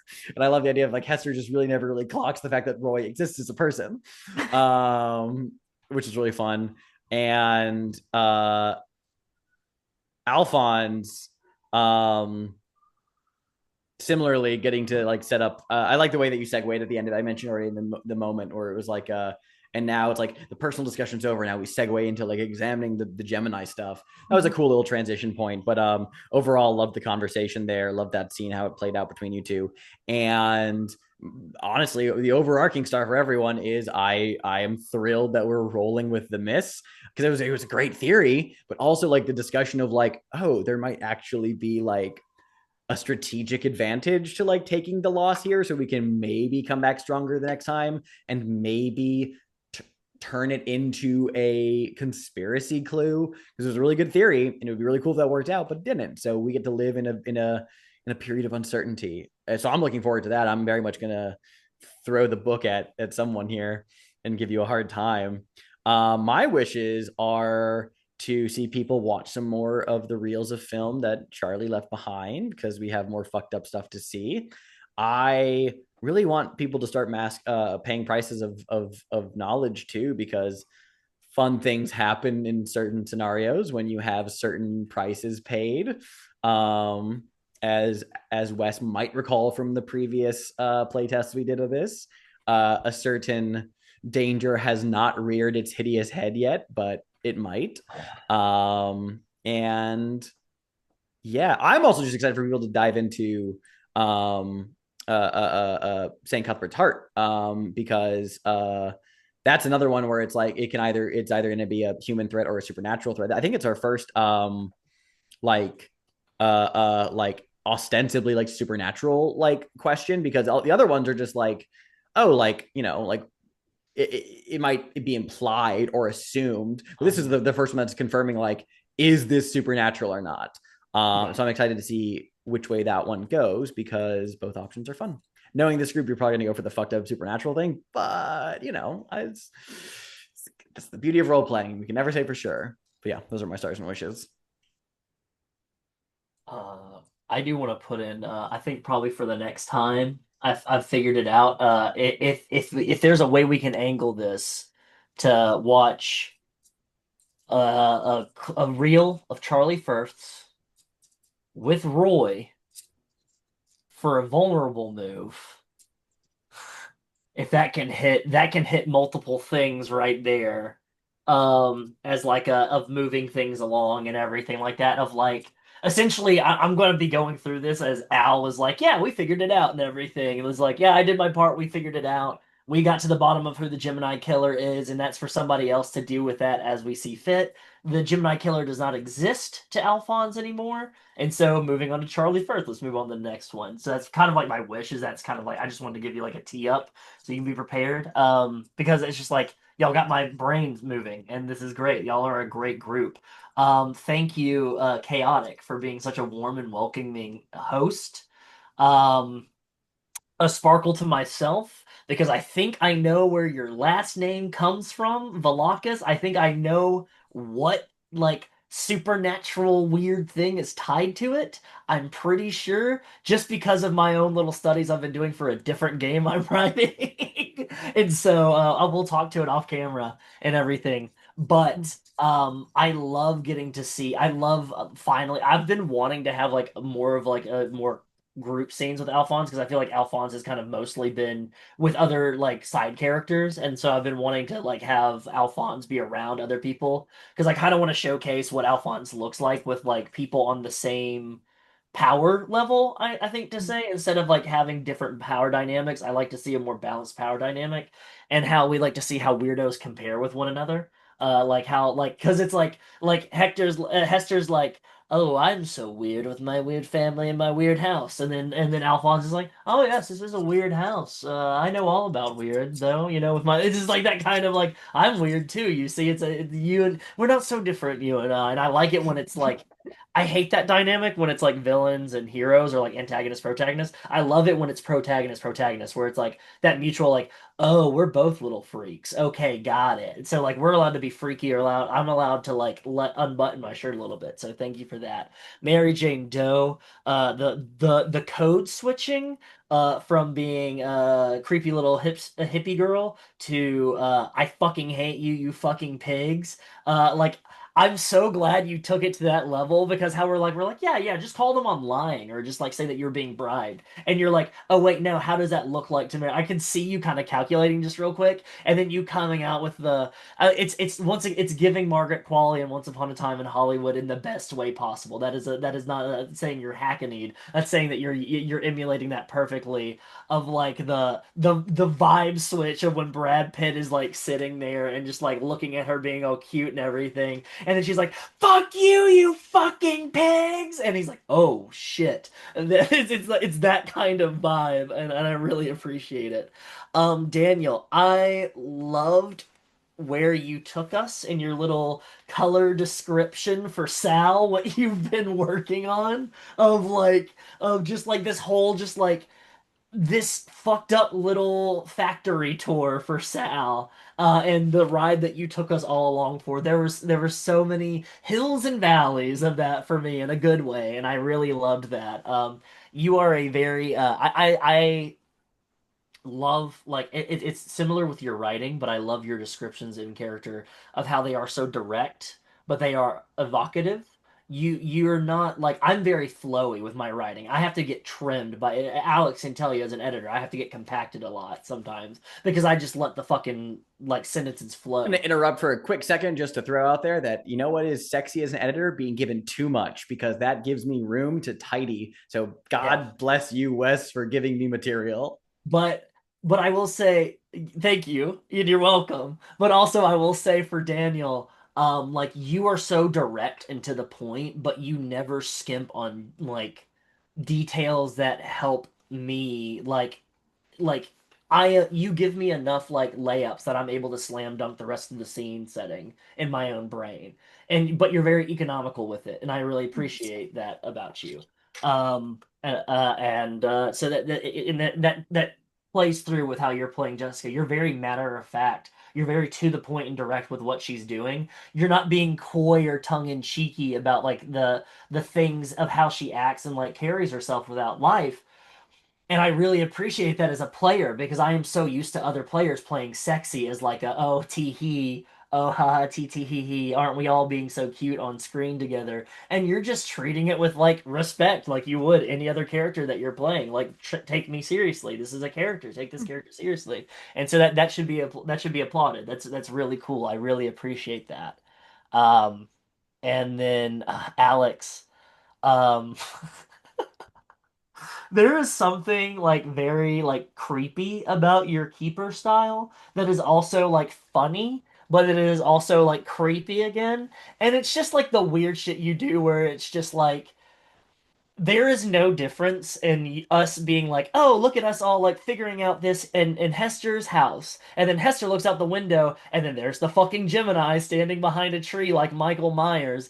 And it is like, it gave me the same feeling of like when I was watching Zodiac and the scene at the lake where they just like look over and they're like, who's that guy? And he's like, what guy? And it hard cuts to the tree where he's just standing in the like slightly behind it, just staring at them, and it makes you nervous laugh because it is so fucking ridiculous to see somebody dressed like that standing in broad daylight, but it is also like terrifying. And so like that is a very cool thing.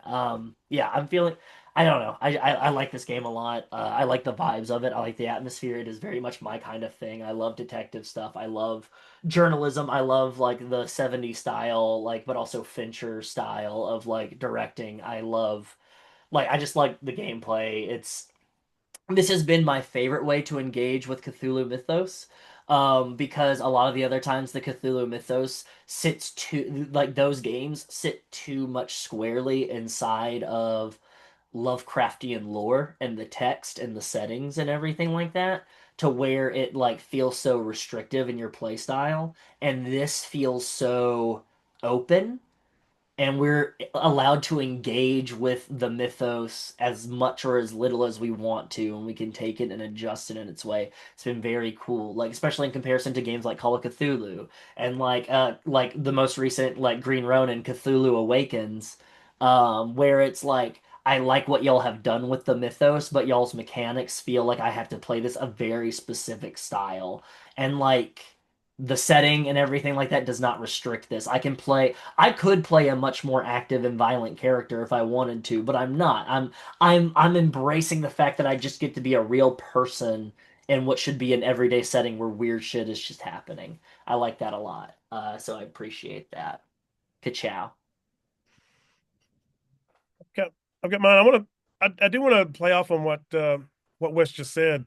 We're on session 4, and this is the first time that Jessica is like, wait a minute, something weird's going on, right? Other playbooks are came with eyes wide open, but Jessica's just now session 4, like, wait, what? Anyways, my stars. Let's see, I got a bunch. Alex, creaky door effect star. Uh, I liked your description of the shunned house, nigh condemnable. That was you really played up the house, and um, I could see it. Star for Uncle Fester is Henry Blanc.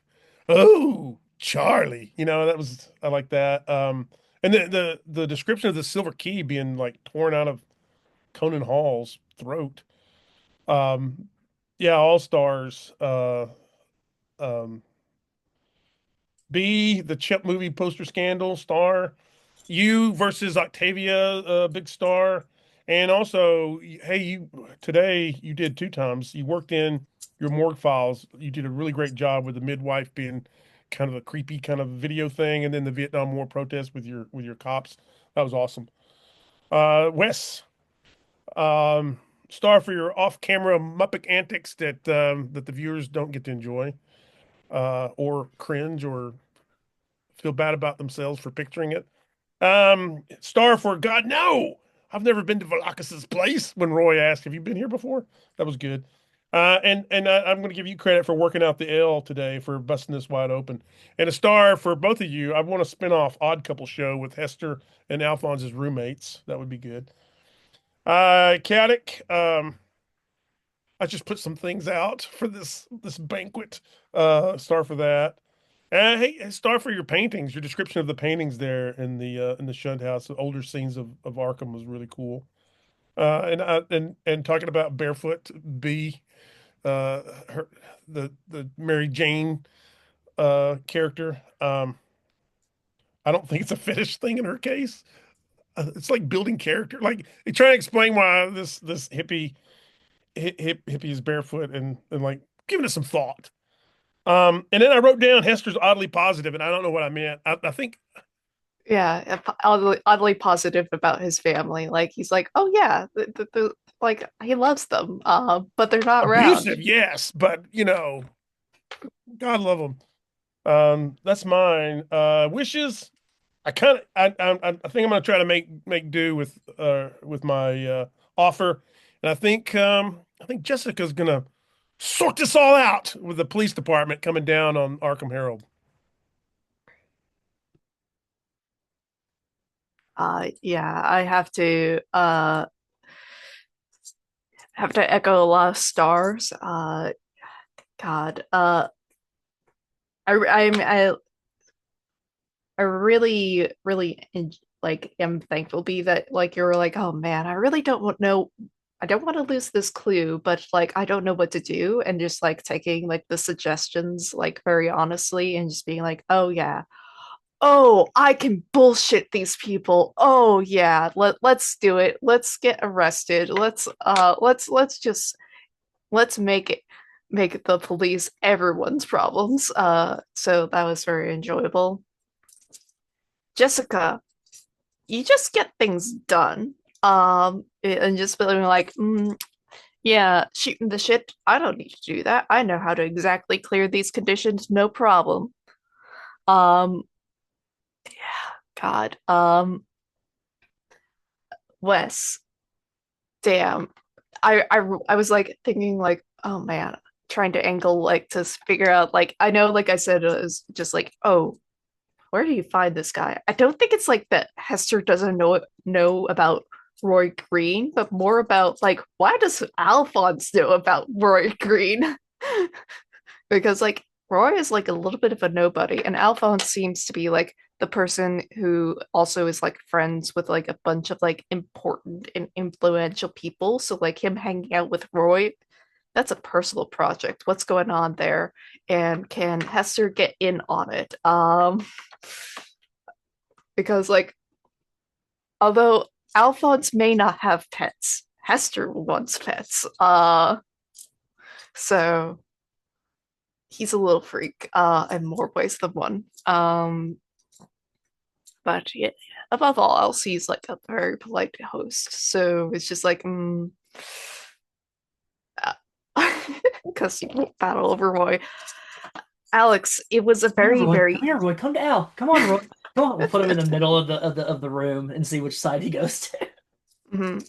And it is Alex, it was very interesting to like just say like, oh yeah, no one has been over to Hester's place before. And like that was like I was like I was like, all right.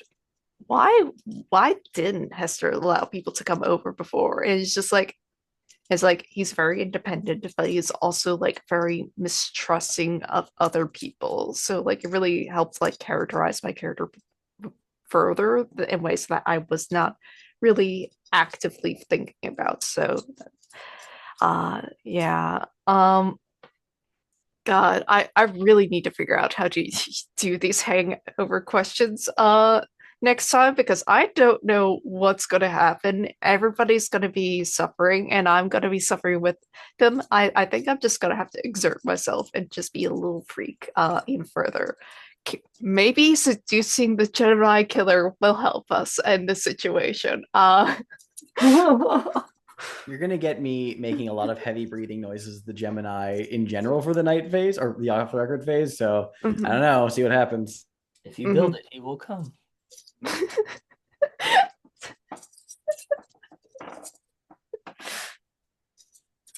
Spray me Um, with the squirt bottle. I'm sorry. I'm sorry. Carry on. hmm. I don't want to interrupt you. Chaotic, is that? Yeah, yeah. Okay, That cool. Radical, because I have so many things to say about all of you lovely people. Table stars, just like all of you. A, being willing to be like, I don't know what I'm doing. Do you have cool ideas? And y'all having cooler ideas than me. Fuck yeah, love that. 10 out of 10. I'm always gonna do that. And especially when I can't think of shit. Uh, Massive star for everybody. Like the way the theorizing went, being able to be like, this is my head canon, but here's how they connect. Fucking loved hearing all of that and taking the L. That's super fun. I love everybody's vibe here. Absolutely beautiful. Alex, offering milk is an insane thing. I said it before, I'll say it again. That ramped it up to 10 for me personally, creep factor. I was like, heinous, heinous, awful. But I love it. I love how weird the NPCs can get here and like just ostensibly be regular people. And that's very fun for me. They're just like little freaks because everybody in this town is a little freak, you know? And then you have like the detective. I love her. I love all of these, like the way they're built out, the way all the NPCs are super 3D, but they all have their own weird shit going on just under the surface, and you can tell something is going on with them. Like even if you never say it out loud. There's always something, and I love that about your keeper style. It's very fun. It's it makes it feel like it adds to the mystery vibe because somebody's always got some shit going on or some connection to somebody. Speaking of connections, Jessica. Oh my God. I fucking love Jessica. I love how like manipulative she is. I was obsessed with the way you were like, I'm going to take you to an abandoned place. I don't know if that was a canon spot or part of your move, or you just did that as Daniel, but I fucking loved it because that's creepy as hell. Then getting her vulnerable enough to cry. And then as soon, my favorite thing was when you stood up and turned around and just dropped it and walked away. That was delicious. I could see it. I could see it. And just that was so indicative of her character.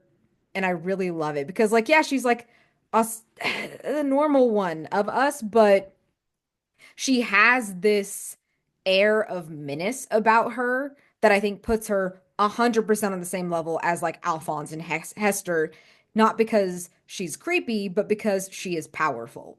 And it doesn't even just have to do with her contacts. It has to do with her manipulation skills. And that's a really fun person to play in a Cthulhu mythos type situation. Like somebody who's got a super good head on their shoulders. That's great. You're going to try to talk your way out of some sort of squid cult. I'm into it. 10 out of 10. Hester, I think you have a squid cult. Um I this was in the chat, but I really loved that you said the like the house just wants to make a good impression, which was like that struck me as super cute. Like you're making me like this house as an entity, and I shouldn't because it's probably malicious. But I'm like, you know, just I'm endeared. Like you framed it in such an endearing manner, and that's really fun. It's giving Adam's family. Not to reference that for the second time, but it's very much giving Adam's family, and that I know I probably, but like if they were genuinely sinister, if they were genuinely had something like really wrong with them, like Hester does, and Hester specifically with you and Alphonse, and you being like, is this personal? Felt very much like, is he your boyfriend? Like, so, like, are y'all dating or what? Like, that's kind of the vibe it felt, which was really fun for me. Especially with all of the way Hester has interacted with the queer community, like throughout. You're just like, yeah, this is probably this dude's boyfriend, but he's like being all secretive about it because he doesn't want to share the boyfriend or because he's Alphonse. And both of you wanting a fucking pet, that's mm, mm, okay. Hans doesn't want a pet. It's hard to. Um, It's hard. Take it from me, somebody that has physical collectibles. It is very hard to maintain physical collectibles when you have pets. I have two of them. you're speaking from experience. Speaking from experience, as a Speaking from filthy experience. collector. Yes, as a collector, like little freaks. You two and those two together were really fun. Their dynamics are super different, and like Wes said, it's the no, you're not we're not so different, you and I, but you're approaching the weirdness from two different places, and that was really fun to see you meet in the middle of what that meant, why you were like this, and how you can work together. That was really fun. Alphonse. Alphonse, you're so weird in such a fun way. It's just being like when Hester what it like even though you don't want pets, like Hester was like, "So what's up with Roy?" And then you were the one who brought up pets and I was like, "Very sinister." I love it. You being like, "I think you would like Harold Pickman." Like this this level of like super casual menacing. It's like a foil to Jessica's menacing because Jessica's menacing is always we see it as the audience, but the characters don't see it. And Alphonse, it's like right there in front of everybody, all the gods and everybody, every squid god, and but it's said so casually. Like you just say it so casually that like people are gonna be like, okay, I guess that's normal. I guess you're being what did he mean by that? Like, and then it's gone. The moment's already gone. Fun, especially for someone who comes off as very self-confident and very like wealthy and like used to talking to people who also are fucked up, you know? And it's very much like, oh yeah, everybody hunts people for sport. I just assume you do. Like that's kind of the energy Alphonse gives, and I love it to death because it adds this also very era appropriate casualness to the skis, you know, and just asking, do you have like normal records? Like, do you have normal music? No, Hester doesn't. Hester doesn't. Why would they? Like, I am so excited to see how bad this goes and see, what shooting the shit over film and you dragging Roy into this really purposefully because of an offhanded thing that happened like what first session and you being like, no, he's a recurring side character and he's mine now. Like that, I just props to the player. Props to the player for that one. I'm excited. I'm so excited. And props Alex for making Roy weirder than I thought he was going to be. Hell yeah. What's wrong with this little freak? Come join the freak squad. Um, Sorry. Come join the freak squad. Just imagine you in Space Jam. All right. Yes, Someone exactly. get Amanda to GIF B saying that. God. Oh, geez. I'm not going to read that out loud. But yeah, I'm excited. I can't wait to see how badly this goes. I can't wait to see, to watch a film with my coworkers and friends and it be super normal and fine. And I can't wait to see Jessica intimidate some police. That's going to be fun. Get him. Get him. I'm just very excited. Hell yeah. Any other stars or wishes?